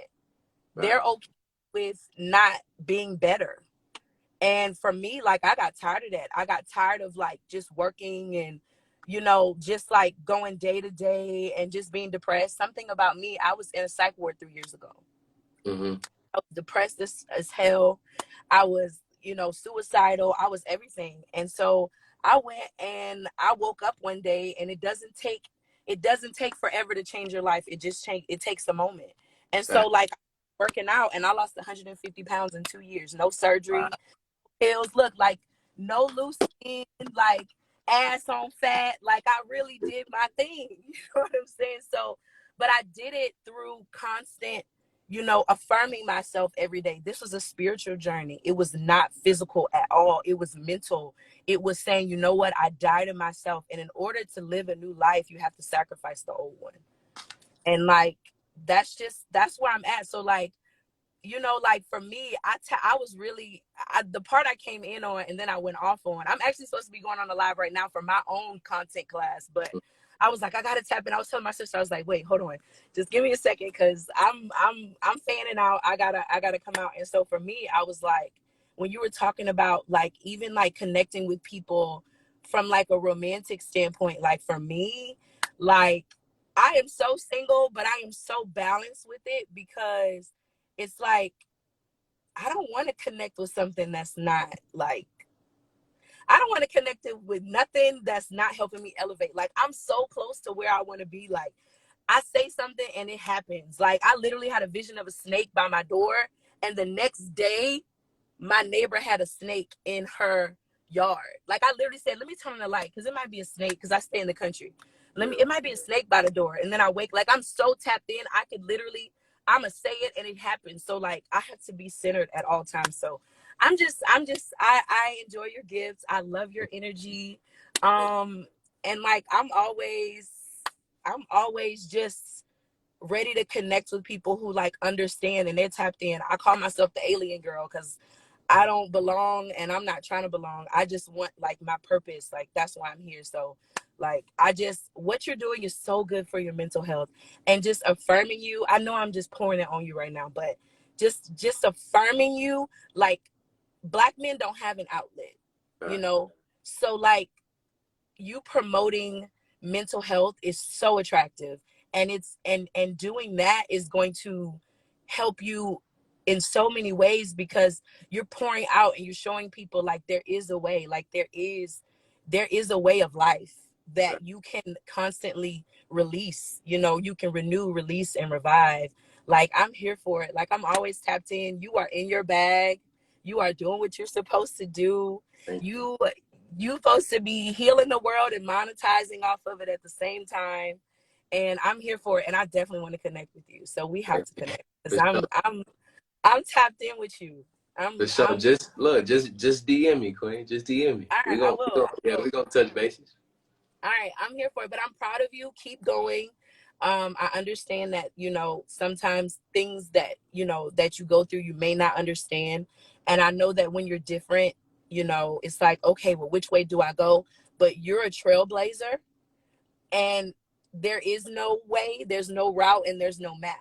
So you're in a place now where you create where you want to go. Like you create your path. And I truly believe that your creator will give you the desires of your heart. So like whatever you want, just tap in. Like it's time to go. Like I know you high, but I need you to go higher. Like it's time to really tap in. It's time for your content to go to the next level. I don't know why I'm saying this, but it's time. Like what you really want, people are supportive and they're ready. So it's time. It's time to tap in. I've been wanting to tell you this, and I want to tell you this to your face, but it's time. And it's time. And it's going to be so crazy to where you're going to say it and it's just going to happen. And you're going to be like, Jazz said that. Like she said that. But I'm telling you, like I'm a seer. So I know, like just tap in. The waters are troubling and it's time for you to jump. It's time for you to jump. So you ready to jump? I am.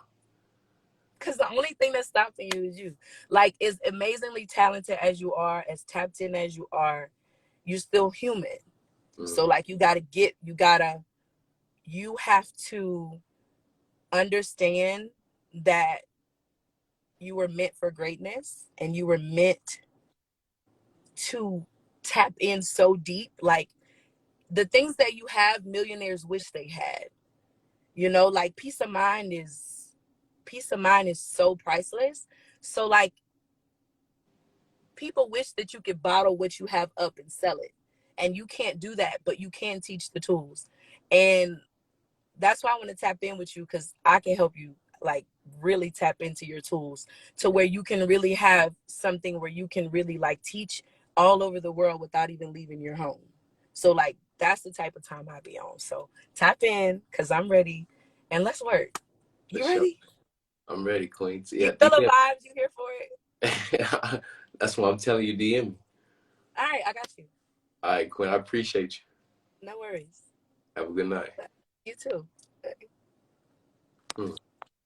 Wow. That was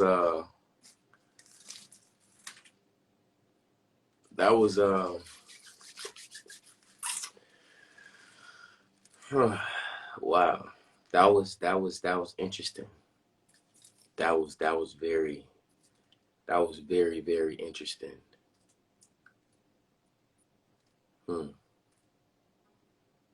It's a few things I want to touch on real quick that she was speaking about. She was talking about circles. Most definitely need to pay attention to your circle because your circle could be a cage. Again, be careful and pay attention to your circle because your circle could just be a cage. Another thing, the only thing constant is change. If you are not changing, you are not growing.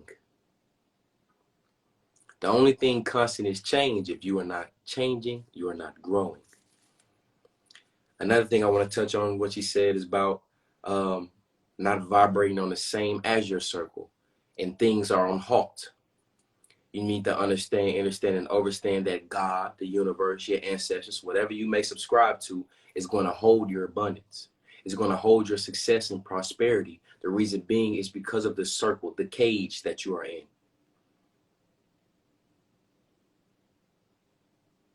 You must get comfortable with the uncomfortable. That is the only way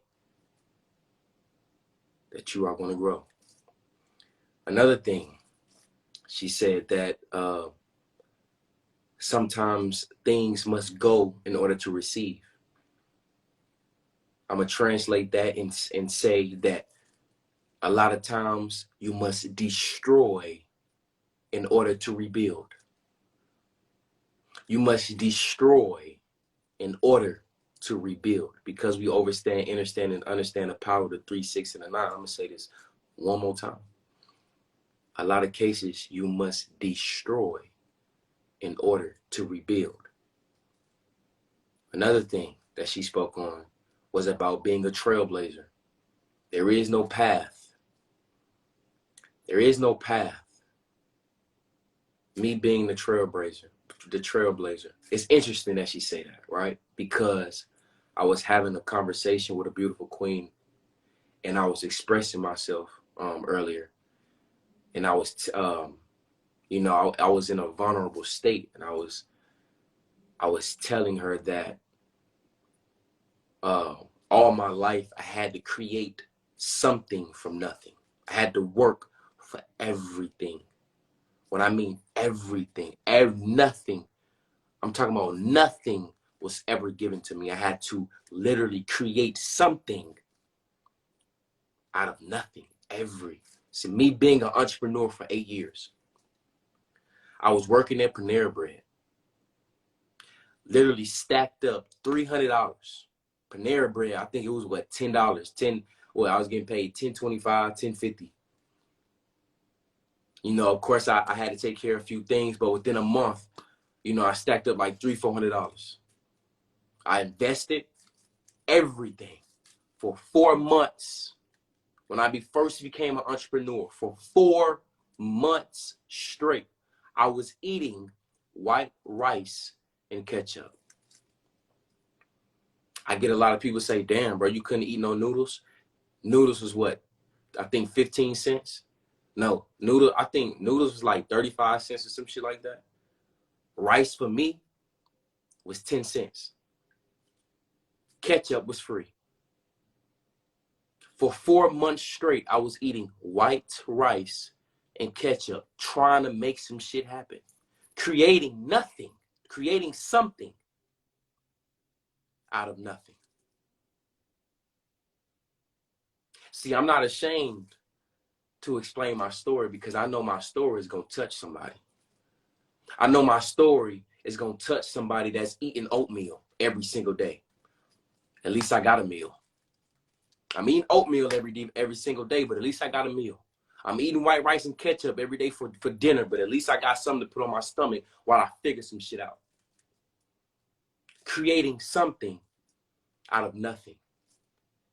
So for her to say me being a trailblazer with no path it's just interesting that she say that, because I was just having a conversation earlier expressing myself about how I literally had to work for everything. Nothing was given to me. I became an entrepreneur with not knowing nothing. I literally went to Amazon and just typed in entrepreneur books. First book that popped up, Rich Dad, Poor Dad. From there, it was a wrap. I started buying more books.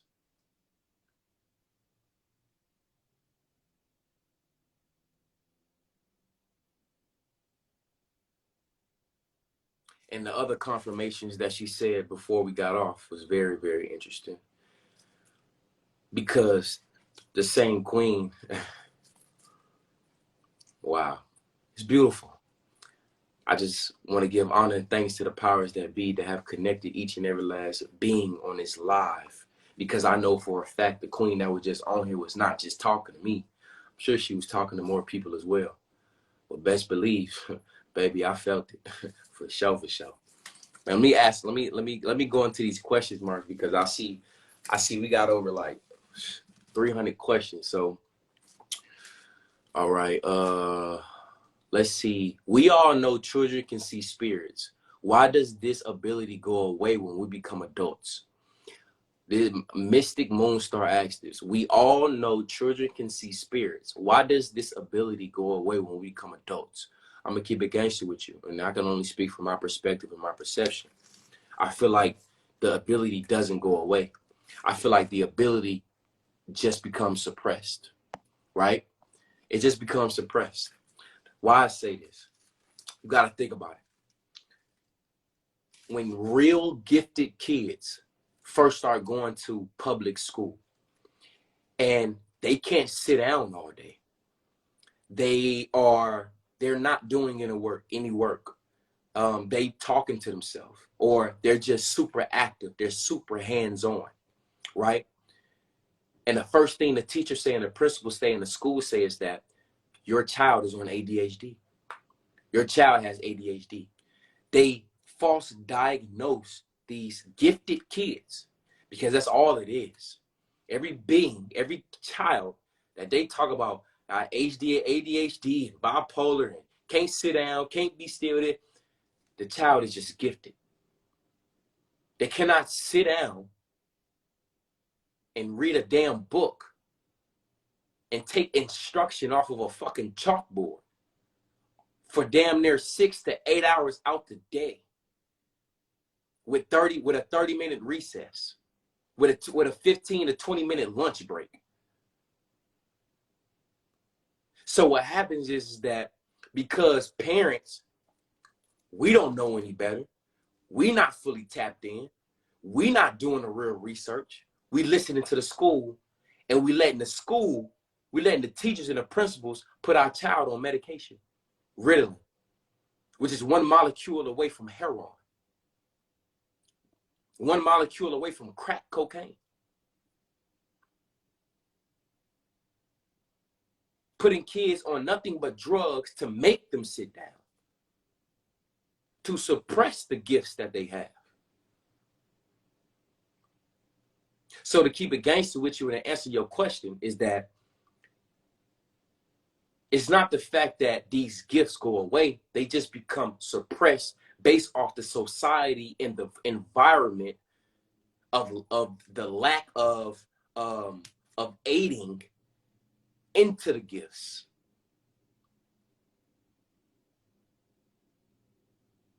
So the gifts is there. So when a child becomes older and become more aware, self-aware, and more conscious, now the child can now tap back into whatever gifts, and to keep it gangster with you, as you get older, your gifts actually become stronger. Although kids, when they first come into this realm, they coming directly from the God realm. They coming literally directly from the God realm. That does not mean your abilities go away. That does not mean your ability goes away. Why do you think they call school school? If you look up the etymology of school, schools mean to hold back and or to train a dog. If you look up the etymology of school, school literally means to hold back and or to train a dog. School is nothing but a 12-step programming system. I'm going to say this 2 more times. School is nothing but a 12-step programming system. School is nothing but a 12-step programming system. Now, don't get me wrong. I'm all about, learning how to articulate words and, learn about numbers, et cetera, et cetera. I get it. I agree. But you have to understand, and understand that all beings are not the same. All beings cannot sit here and look at a chalkboard and let you write numbers, and that's how you teach.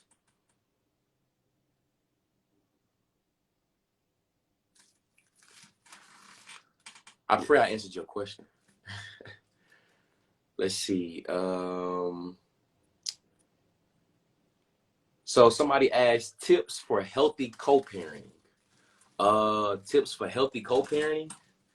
I'm gonna be honest with you. I'm gonna keep it gangster with you. Tips for healthy co-parenting. You both have to be willing to be mature. I mean, that's really it, bro. Y'all just gotta be mature, man. Y'all gotta be mature. You know what I'm saying? Like, and y'all gotta understand, and understand that whatever y'all two got going on, the baby ain't got nothing to do with it. That's it. The baby ain't got nothing to do with it. Healthy co-parenting. You know what I'm saying? Baby ain't got nothing to do with it.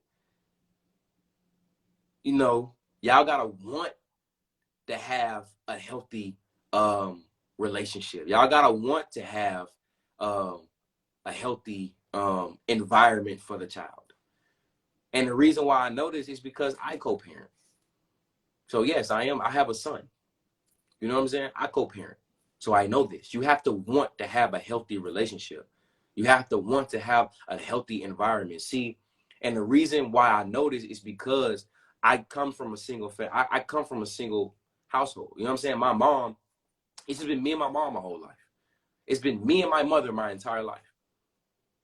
So because it's been me and my mother my entire life, she had to work and take care of everything, take care of the household. Me growing up, I was alone a lot. So you can just imagine where my mind is stayed in. I want a big family. I want a big family. I want 10 kids. Yeah, that's me. I want 10 kids. I want 100 acres of land. I want 10 kids, and we all living off the land. Where we going? For what? Y'all want a club? I bet we're going to build a shed over here with it. We're going to club out. Yeah, where we going? For what? We got our own water system. We got our own this, that, and the third. I say this to say because you got to want to have a healthy, you know what I'm saying, relationship. So, yeah. I pray I answered your question. I'm going to answer one more, and then we're going to dial somebody else up in here. Let's see.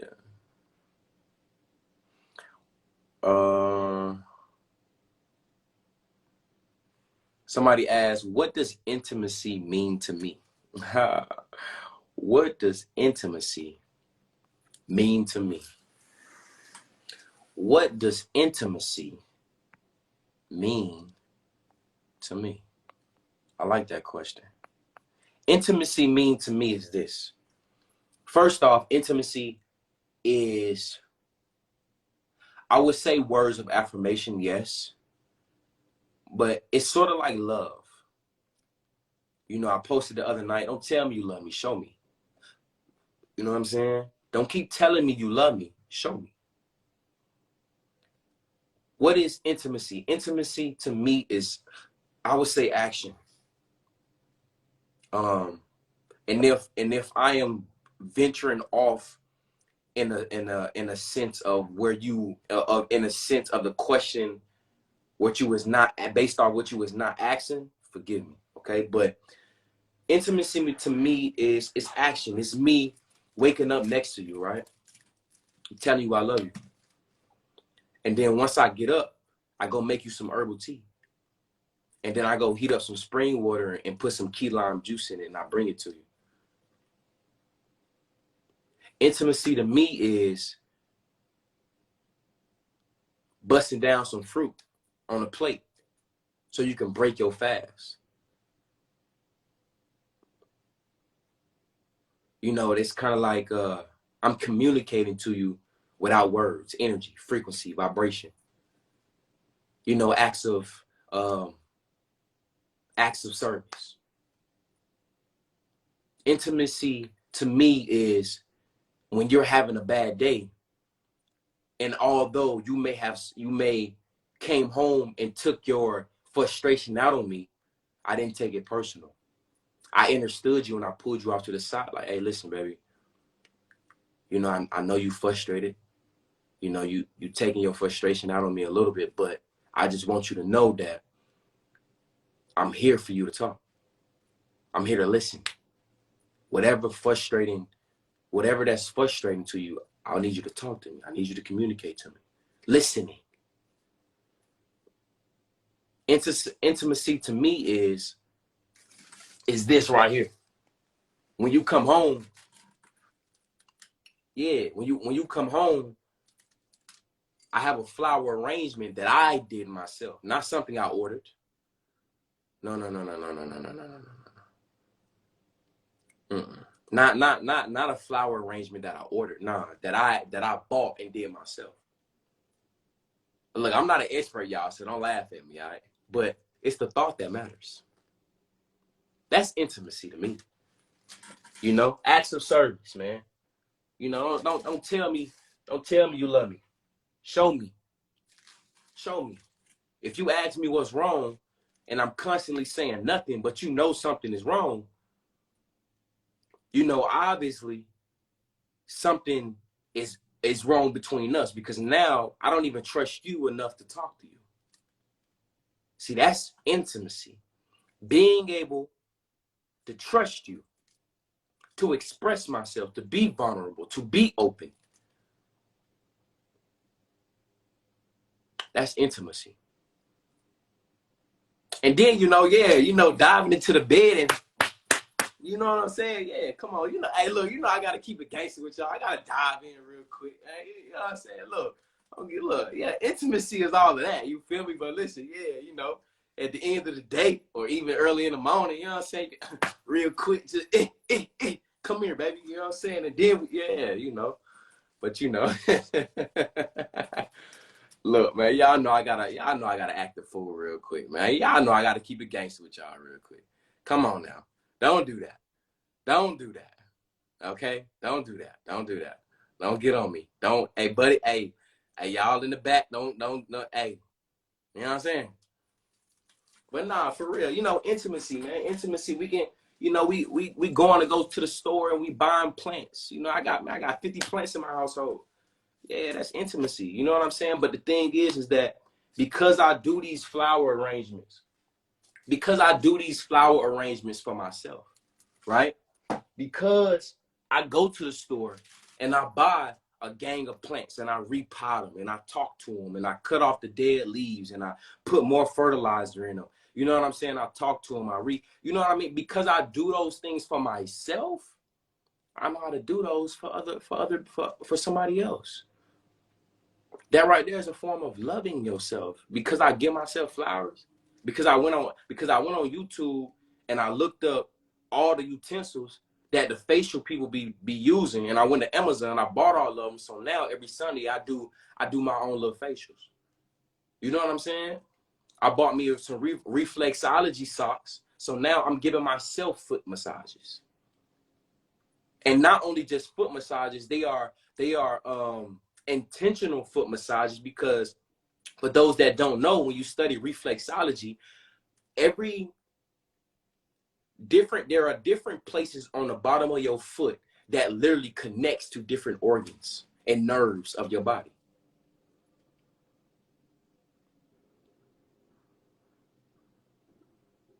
So that's intimacy, I pray I answered your question. I'm gonna answer a few more, then we're gonna dive some more. Hey, look, y'all, it's Friday, man. Look, y'all ain't gotta get up in the morning. Stop playing. Stop doing that, man. Y'all ain't gotta get up. You know what I'm saying? We finna thug it out for a little minute. Let's see, man.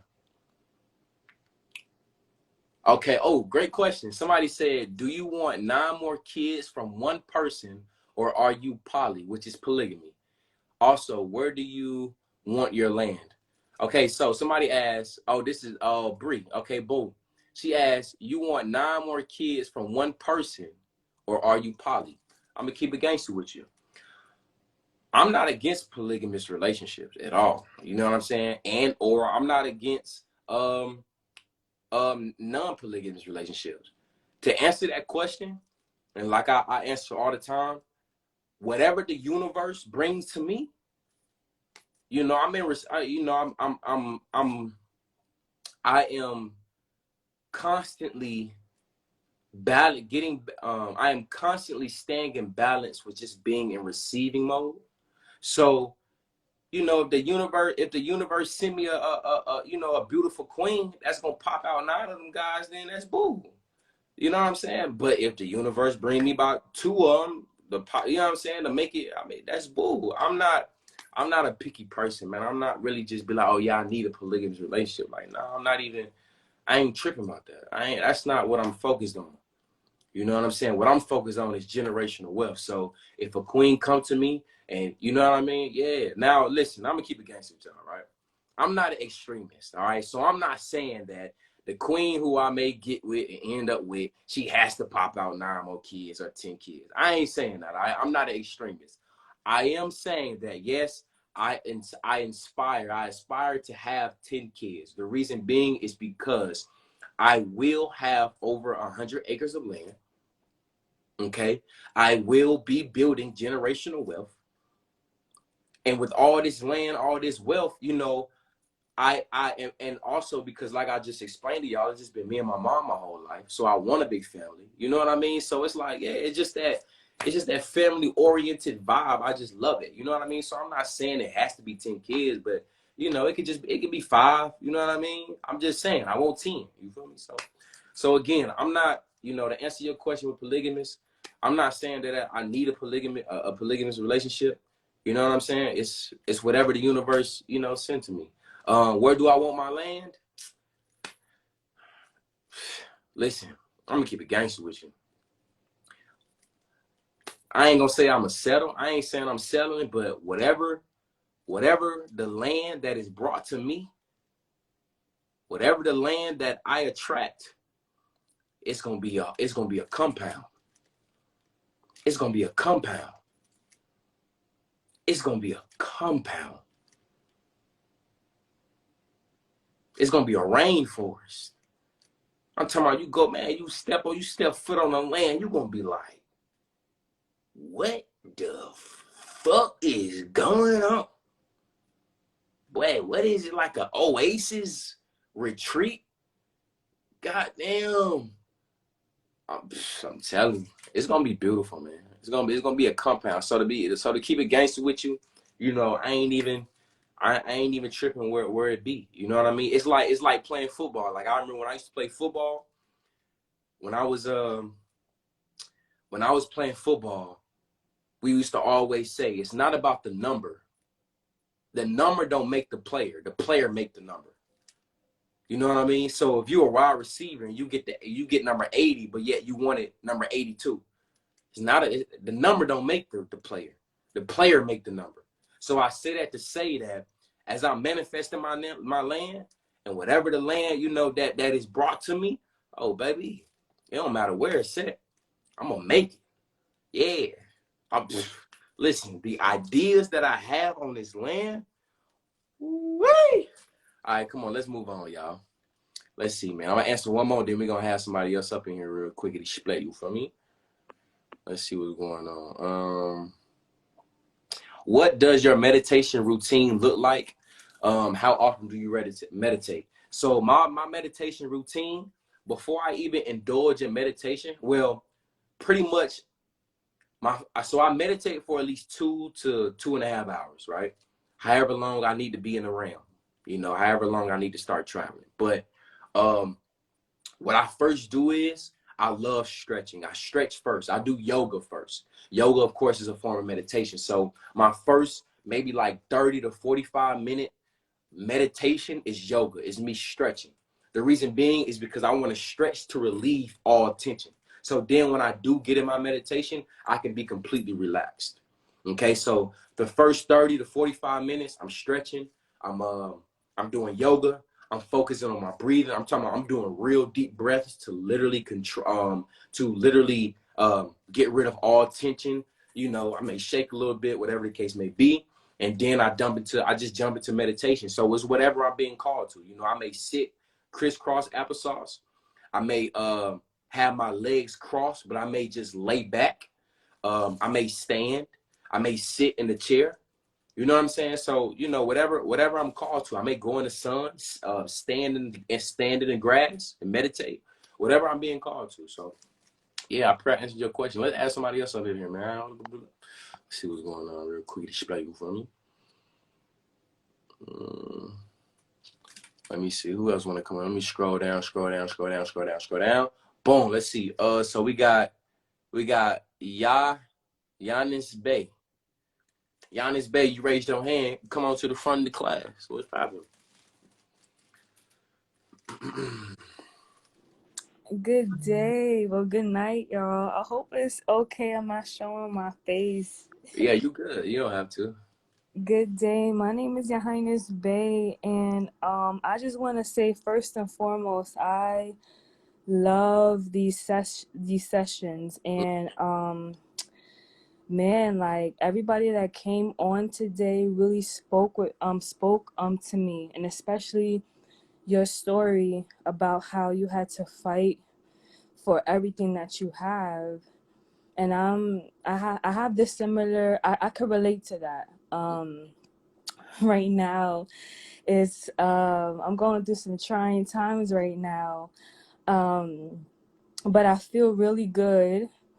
But just coming on this live, it's just letting me know that I am who I am, and what I say is gonna happen is gonna happen, and this is just charging up my faith.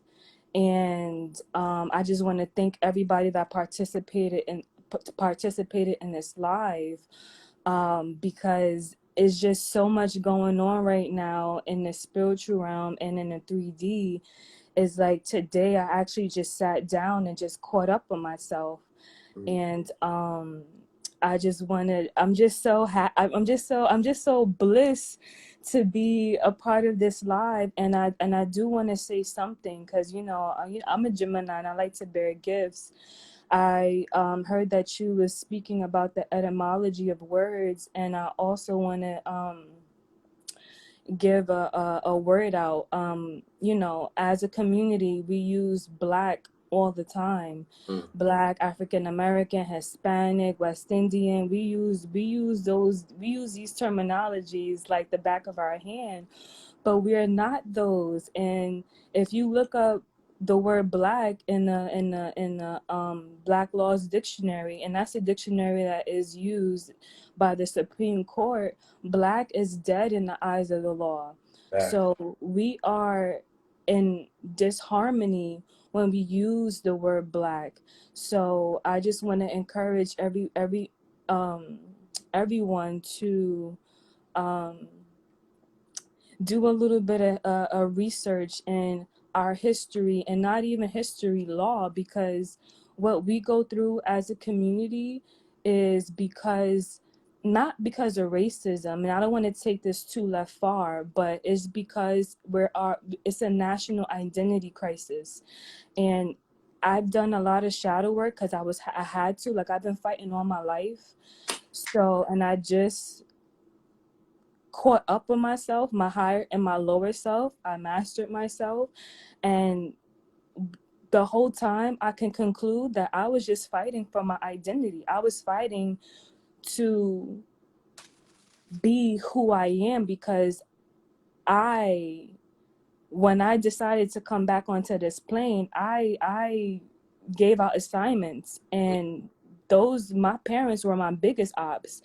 And I can say that I appreciate and I love them, because they did the best job. I gave them permission to damn near almost kill me, so I can remember who I am, because I understand and understand my power. So if we can understand who we are at our core spiritually, it's about who we are at our soul purpose, and in the 3D it manifests as how we identify ourselves, because we have to be in harmony in order for the universe, the ethers, nature, God, Allah to bless us. So I just want to say that. And I have a skincare, a luxury skincare and self-care brand called Crown Oil, and it's so crazy because I was saying that I was gonna do in high school, y'all. I ain't gonna tell y'all my age, you know, I'm ageless, you know what I'm saying? We are multidimensional beings, but I was saying in high school that I was gonna make soap. I was saying that I was gonna be a shoe designer was my end goal, and I've been doing it, and I've been through so much obstacles of just just spiritually and in a 3D realm. And all I just want to say is them dreams that you had when you were younger, that's like embedded in your DNA. Like, it might sound crazy. Like, I didn't even know what I was saying. Like, I was gonna make soap in high school. That sounded so weird, but it makes sense. My brand is a tool. I told God, put it in me. You're going to change the world one crown at a time. And it's not about the money. It's about the experience. It's about the love and the joy that I get from crafting my oils with my hands, blending these oils and these aromatic notes, and just showing love. Like, that's how I give love to people, like how you give love to your plants, and you come on and you do these community gatherings. That's a part of your DNA. And just how the sister was speaking before, like, and I'm sure a lot of people on this live could really just dive in and tap in and really take off and help people from the comfort of your home. So anybody that comes on this live that you resonate with, like, yeah, I think we should all follow each other. I think that, you know, this is like a legitimate community that, you know, that everyone needs to participate in some type of way, either if that's liking, following, sharing, purchasing some herbs, you know, like anything, because this is the type of energy that we need to elevate the earth. And I just want to thank everybody that contributes to this platform. And I just want to just stay close to you guys. So like I said, it's trying times right now. But you guys charge me up. And I just want to say I'm so happy. I love it. Tapping in with us, Queen. We appreciate your voice and your energy exchange. We appreciate you. Thank you. I appreciate you all. And yes, hopefully next time I could tap onto another live. But I just really wanted to say, y'all, because right now what I'm doing is I'm studying. God forced me to study. Like, he really forced me to study. He really took me out of working my 9 to 5 and forced me to study. I'm studying law and history. And when I tell you, y'all, they've been violating us for so long. Our allodial rights, our unalienable rights. Like, you were saying that you want to buy land, and they were asking you where. This is all our land. This is all we got to do is claim it. We don't even got to purchase it. So me learning who I am at my core and learning like the Constitution doesn't give us rights. It protects our rights. It enforces our rights. So I just want to let everybody know, like, yes, things are going crazy with like money. I mean, well, the real currency is energy, but just the monetary things like paying bills and things of that nature, these corporations have been robbing us, raping us, molesting us through paperwork. And right now I'm in a position to where I'm trying to get out of these contracts and also take back my essence and everything that was stolen from me. So God got me in a real place, a real noble place, to where I have to be present and aware. And not only that, just try to change the world one crown at a time. Whether if that's just buying the oil, or not buying the oil, crafting the oil, or coming on different lives and letting people know, like, nationality is the order of the day. If you want to learn who you are, you got to start with nationality. That is the order. That's going to go back to generations, to where your family, you know what I'm saying? Like, it's going to go back. I don't want to go too deep, but I just want to give that message to the community, because it's a lot of people that's in some deep waters right now. And I just want to tell you, like, all you got to do is just read and study, create the space, just create the space, create the space, create the space. But I just wanted to say that I don't want to go too deep, because I could, you know what I'm saying, I don't want to preach about, you know what I'm saying. But listen, I'm gonna give one more tip, y'all. Listen, get you some 1099s, right? 1099As, and get you some 1099 IODs.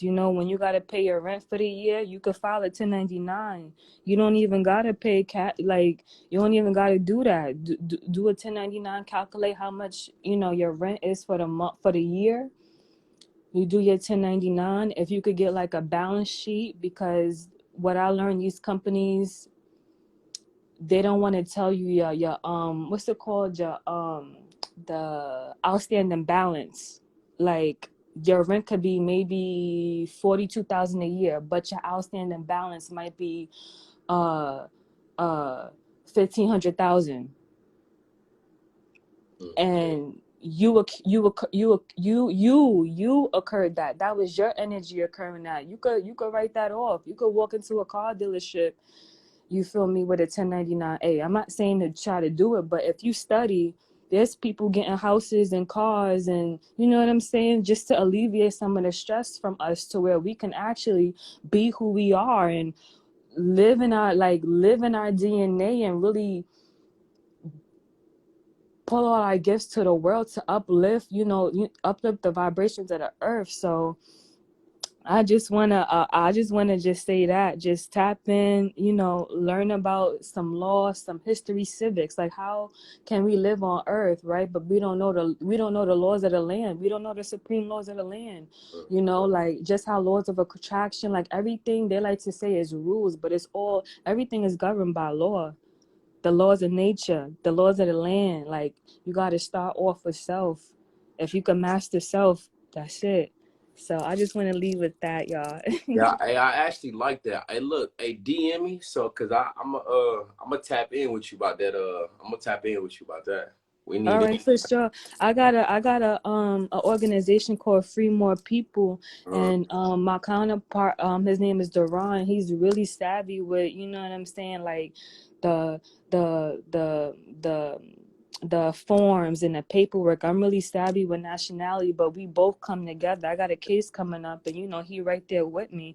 It's important to have some witnesses with you, but I got you for sure. And I'm a part of this community, so if anybody, you know what I'm saying, wanna, tap in, I'ma just take you over to Free More People, and we're gonna help out as much people as we can. Yeah, for sure. Hell yeah, I appreciate you, Queen. I'm gonna definitely tap in with you. Thank you. Yeah, I'm gonna definitely tap in with you.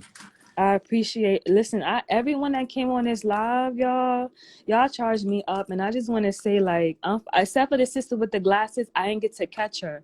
But if the sister with the glasses could, like, I'm trying to tap in with everybody, because this is my soul tribe. And listen, I'm by myself, like, no kids. I got plans. It's just my energy that's just keeping me. And sometimes, like she was saying, like, it's circles, cause to look like cages, y'all. Like, my rising, my solar return was last week. When I tell you, God had me in silence, no phone, no internet, no nothing, just quiet with him. So I'm just happy for this community. I want to get off and let people come on, but I'm just happy for this community. I love y'all. And yeah, I'm gonna tap in next time. Y'all can see my face next time. All right, for sure. I appreciate you. Have a good night. Have a good night, y'all. All right, Queen. Man, what? I'm definitely. Hey, look, we gotta tap in on that. Wait, who? 1099. We gotta get the. We gotta. Yeah, wait. Her name was Your Highness Bay. Yeah, we all need to tap in with her for sure, for sure. Yeah. I'm let me see what's going on. So my phone. All right, bet it's 11:30. All right, I'm gonna answer about 2 more questions. Then we're gonna dial somebody. Then we're gonna ask somebody else in. Then we're gonna get up out of here, y'all. All right. Okay, so somebody asked, Bree asked, I asked in your last live, do you watch movies and TV shows that aren't feeding your spirit in a good way? Nah, I don't. I'm gonna keep it gangster with you. I don't like reality shows. I'm gonna be honest with you. I don't even watch TV unless I'm watching something to dissect it. You know what I mean? And the only thing I'm really watching to dissect, I mostly just watch movies. You know what I'm saying? Like Doctor Strange, Interstellar, Odd Thomas, um, you know, just a whole lot of those movies, you know what I mean? So I just watch movies to dissect them, you know what I mean? And that's if I even choose to watch a movie. Other than that, I'm not really watching nothing. You know, I'm listening, you know, I'm reading, I'm writing notes, I'm tapping in with myself because, of course, all the information I need is already in my DNA. I just got to tap in and remember who I am. I pray I answered your question, please, Queen. Let's see. Let's see.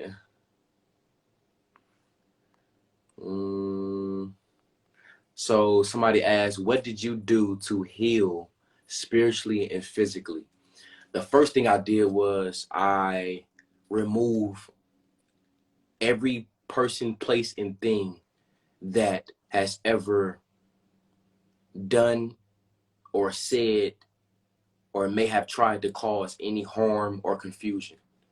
That's the first thing I did. I got rid of the things that were making me sick. From there, I just honestly, I just feel like, and like I said, I can only speak for myself, but honestly, once you remove the people, places, and things that are making you sick, literally everything will fall in your lap. Like I can sit here and talk about my story all night, you know what I'm saying? And that's bull. I don't mind doing that. I don't mind being vulnerable and open to y'all so y'all can get to even know me even deeper. You know what I mean? But it's like, I mean, it's so simple, it's so easy, but we make it hard. We make it difficult. All you have to do is remove the people, places, and things that are making you sick. And from there, every answer is going to come to you. Every answer. So I pray I answered your question. I pray that is the first step that I feel like you should probably do. Or anybody should probably do. Let's see. Okay, so somebody asked, can you explain shadow work? Yes. I'm going to explain shadow work real quick, and then I'm going to ask somebody else, and then we're going to get off, y'all. I ain't trying to hold y'all too long. I know it's Friday, but, you know, yeah, we're going to go over a little bit, and ain't going to do too much. You know what I'm saying? So what is shadow work, right? Shadow work is basically a form of healing your inner self, healing the inner child inside of you, and being more self-aware with how you may act, react, and or respond to certain situations. So here's one example of shadow work. I explained this a lot throughout different lives, specifically this story as well. The simple is the reason being is because I feel like that question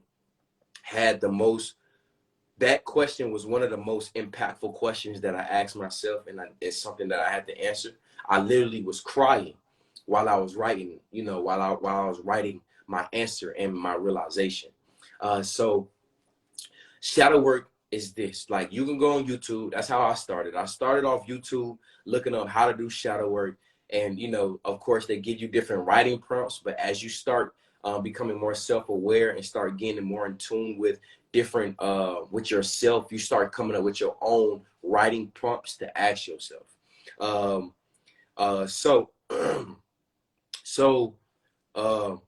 Shadow work with me. One of the writing prompts that I had that was one of the most impactful questions that I asked myself was, why is it sometimes do you have a problem with someone telling you what to do? Why is it a problem sometimes when somebody tell you what to do? Like, why do you have a problem with it? Why do you get irritated? Why do you get agitated? Why do you feel like, you know, somebody feel like they shouldn't tell you what to do? And, you know, when I wrote that question down, I started to pretty much go deep within me, which is the child in me. I started to go deep within myself, and I realized that the reason why I have a problem with somebody telling me what to do is because I needed somebody to tell me what to do. I wanted somebody to tell me what to do. That right. And I, you know, of course I started breaking it down. You know, like I said, it's been me and my mom my whole life, you know. So with me, you know, basically going in the streets, and basically all I was doing was yearning for somebody to show me what to do, or how to be, or how to do something. You know what I mean? How to be in life, how to be a man. So, you know, of course, you know, my surroundings, I you know, in a way wasn't the ideal,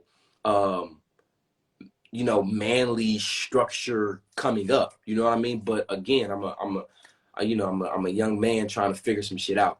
You know, um, so, you know, yeah, that, you know, that's pretty much it. I just wanted somebody I needed somebody to tell me what to do, how to do this, don't do that, don't do this. You know what I mean? And so because over time, as I grew up, I started to learn a lot of things on my own.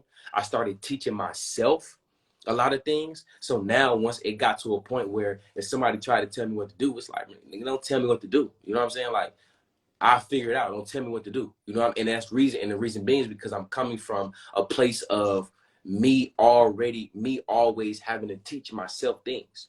Now, of course, after you do shadow work, you start realizing and you start opening yourself up more to receive. So after I wrote that, you know, that topic down, and, you know, my explanation, and started really tapping into myself on why that is being, you know, I became more open. You know what I mean? So now I don't have a problem with somebody telling me what to do. I don't have a problem with somebody making a suggestion with what they think they feel like I should do.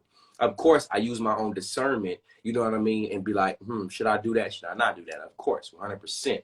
But at least I'll develop to that space of not getting irritated or not getting agitated or not getting mad when somebody feel like they should tell me what to do. You know what I mean? So yeah, I pray I answered your question. So boom, let's add one more person in here, and then we're gonna get up out of here. All right, y'all. Let's see. Let's scroll down, and we're gonna stop right here. Boom. So we got Rich Sister, who's Nene. You raised your hand. Come on in the front of the class.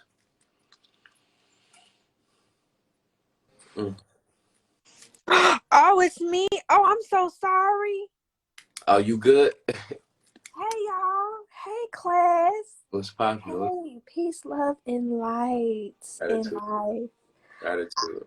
I really just wanted to come here and speak life into you and affirmations.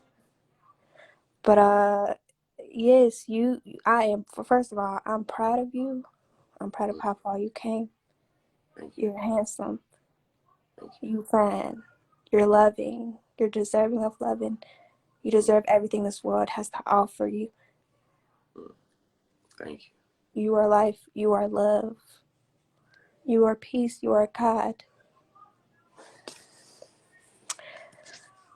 All right, y'all. That's about it. Sorry about that. I just wanted to end this off into speaking life into you. Because I know that speaking life will come back to you.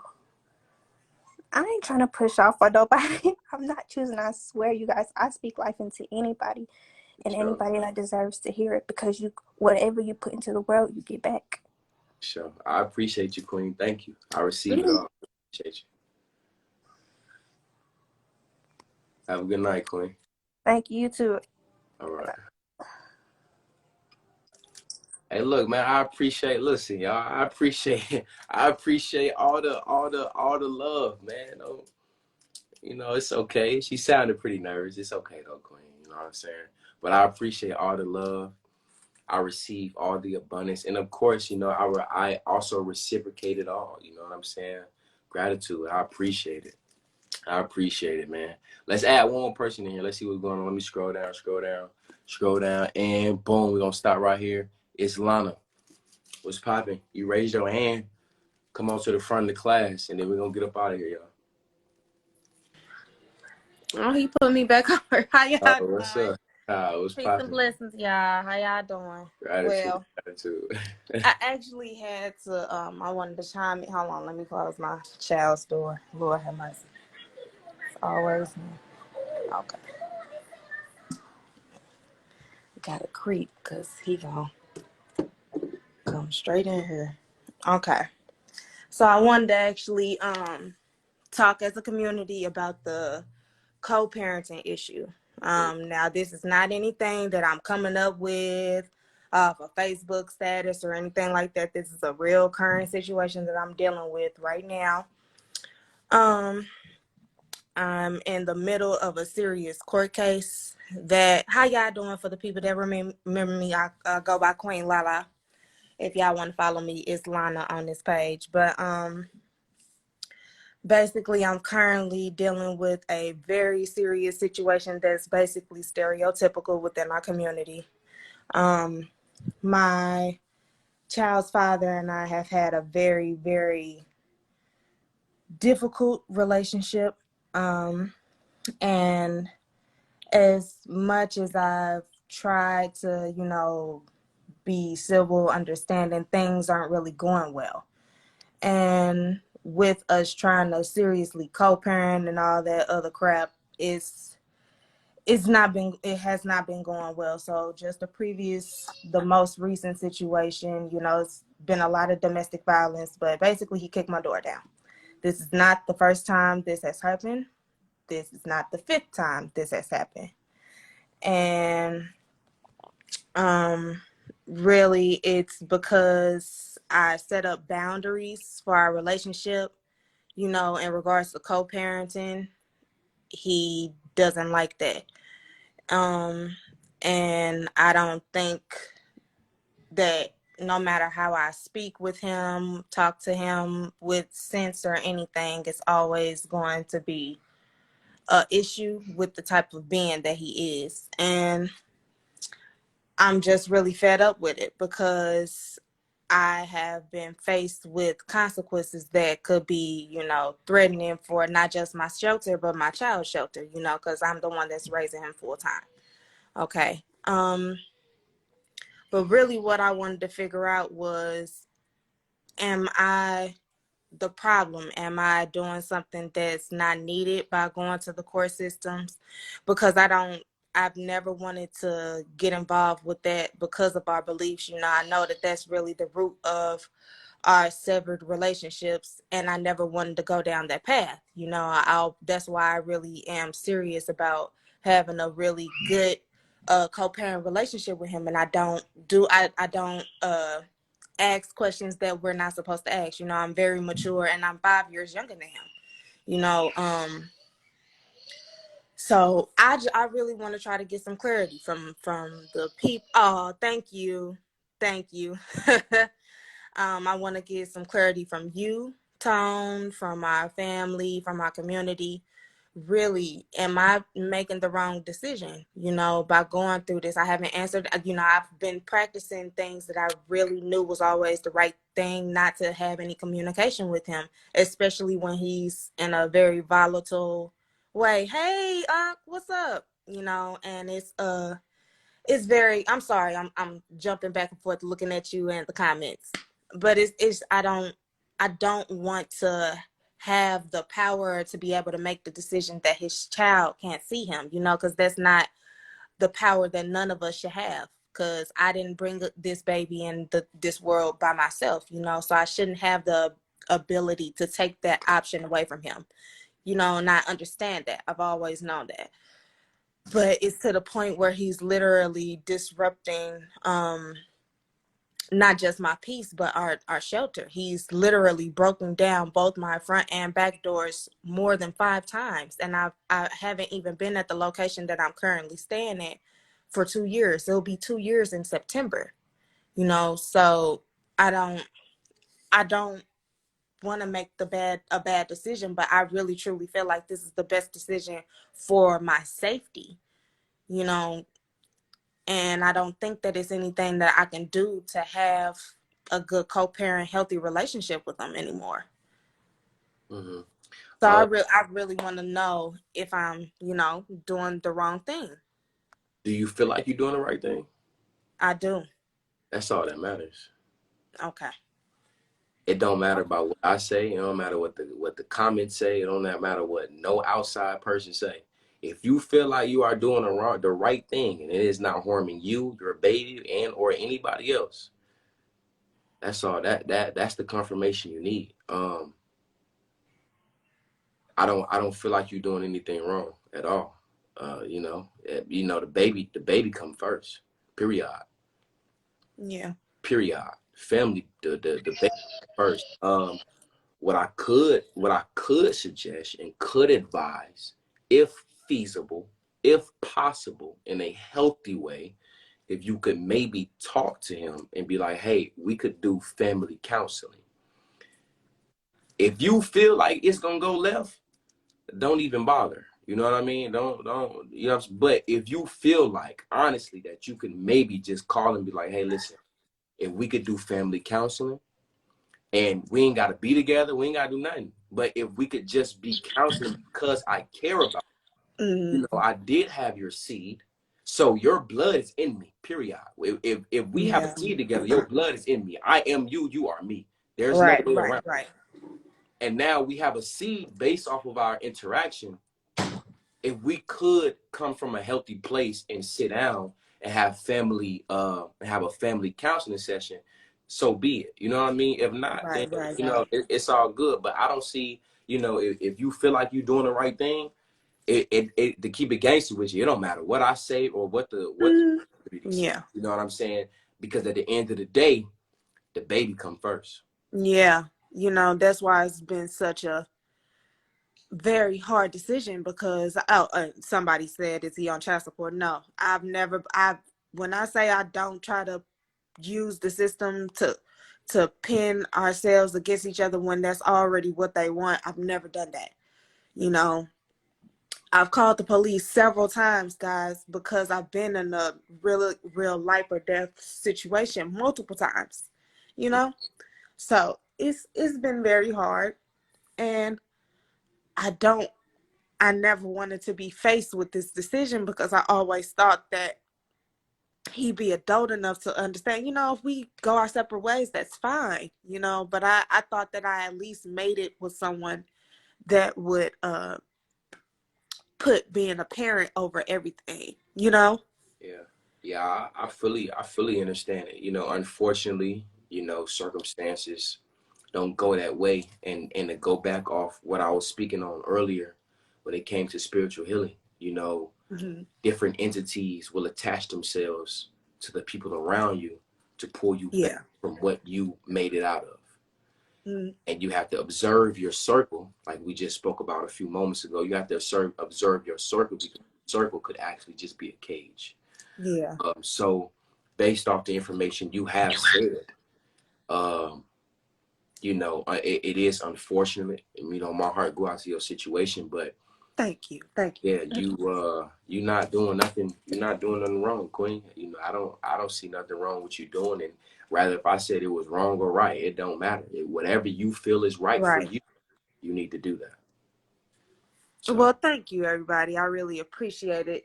These wise words, and this is what the community gathering is for. That's right. That's true. That's true. You just wanna be able to actually ask, because the truth is, like we always say, it takes a village, but we don't have that village connection so much anymore, and I'm happy that, it's pros and cons with the social media.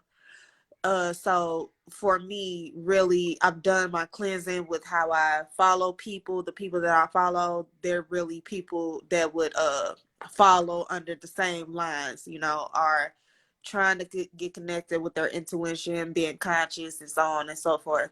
So I don't feel any type of way with asking these types of questions, whether we quote unquote 100% know each other or not, because if you can feel the positive connection and energy, and it feels like there's a deep rooted connection with intuition as well. So that's why I have no suppressed feelings with trying to hide or mask my true emotion, you know, crying on her, because I don't like that at all. My my uncle is actually on this live right now, so he'll tell you, like, Lana, don't do this.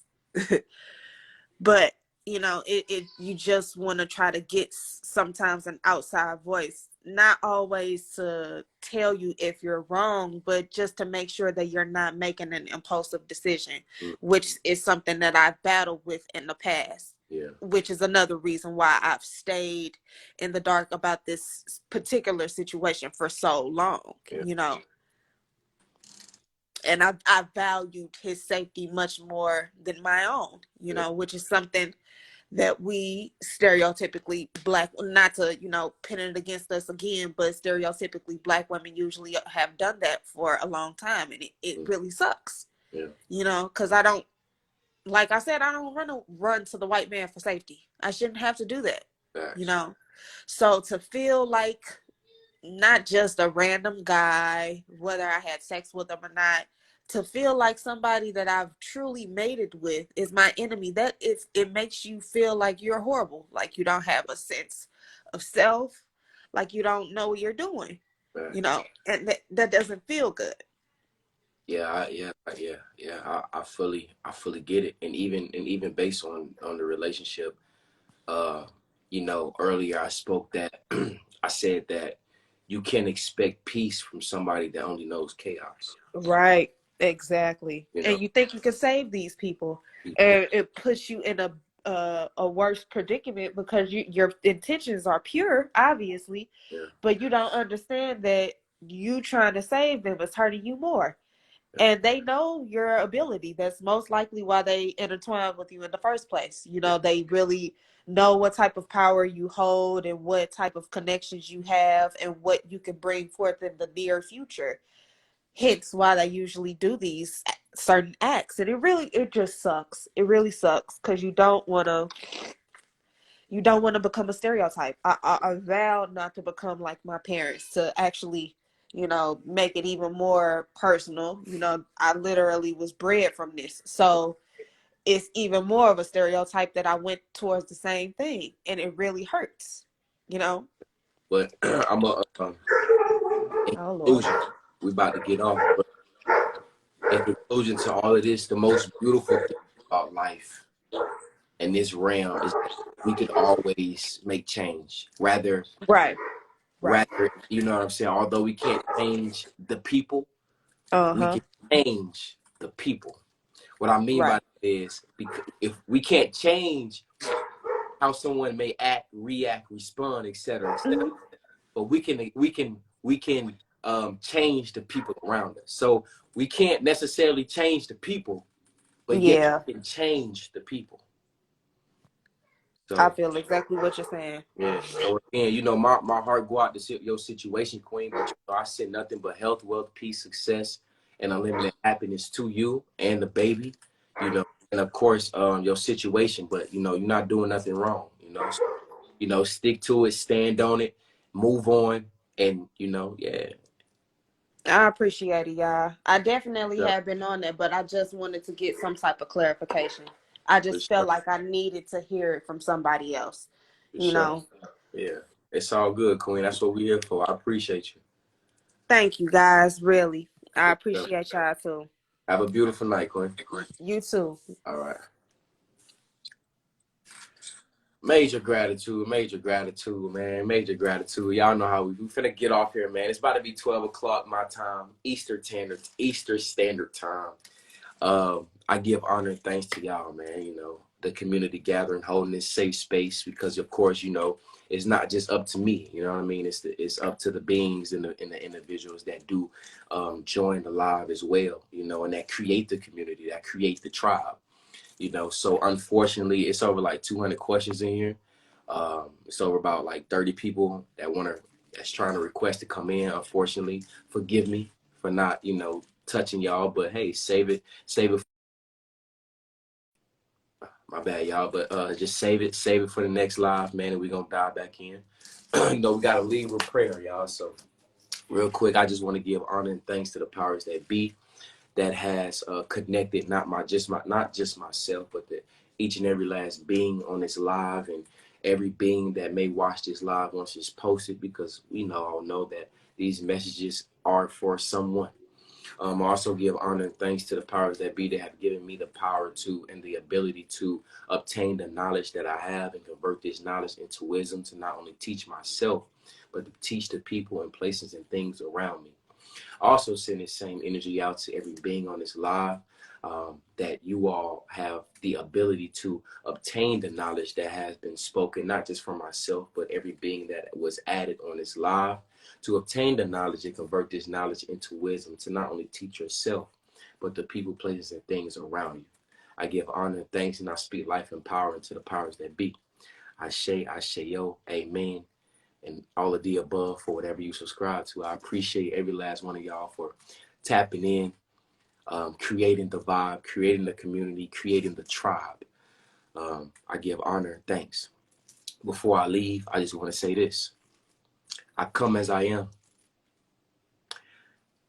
I am who I am. Who I am not, I will never be. Love me for me, or don't love me at all. I shall leave as I come. Ashe, Asheo.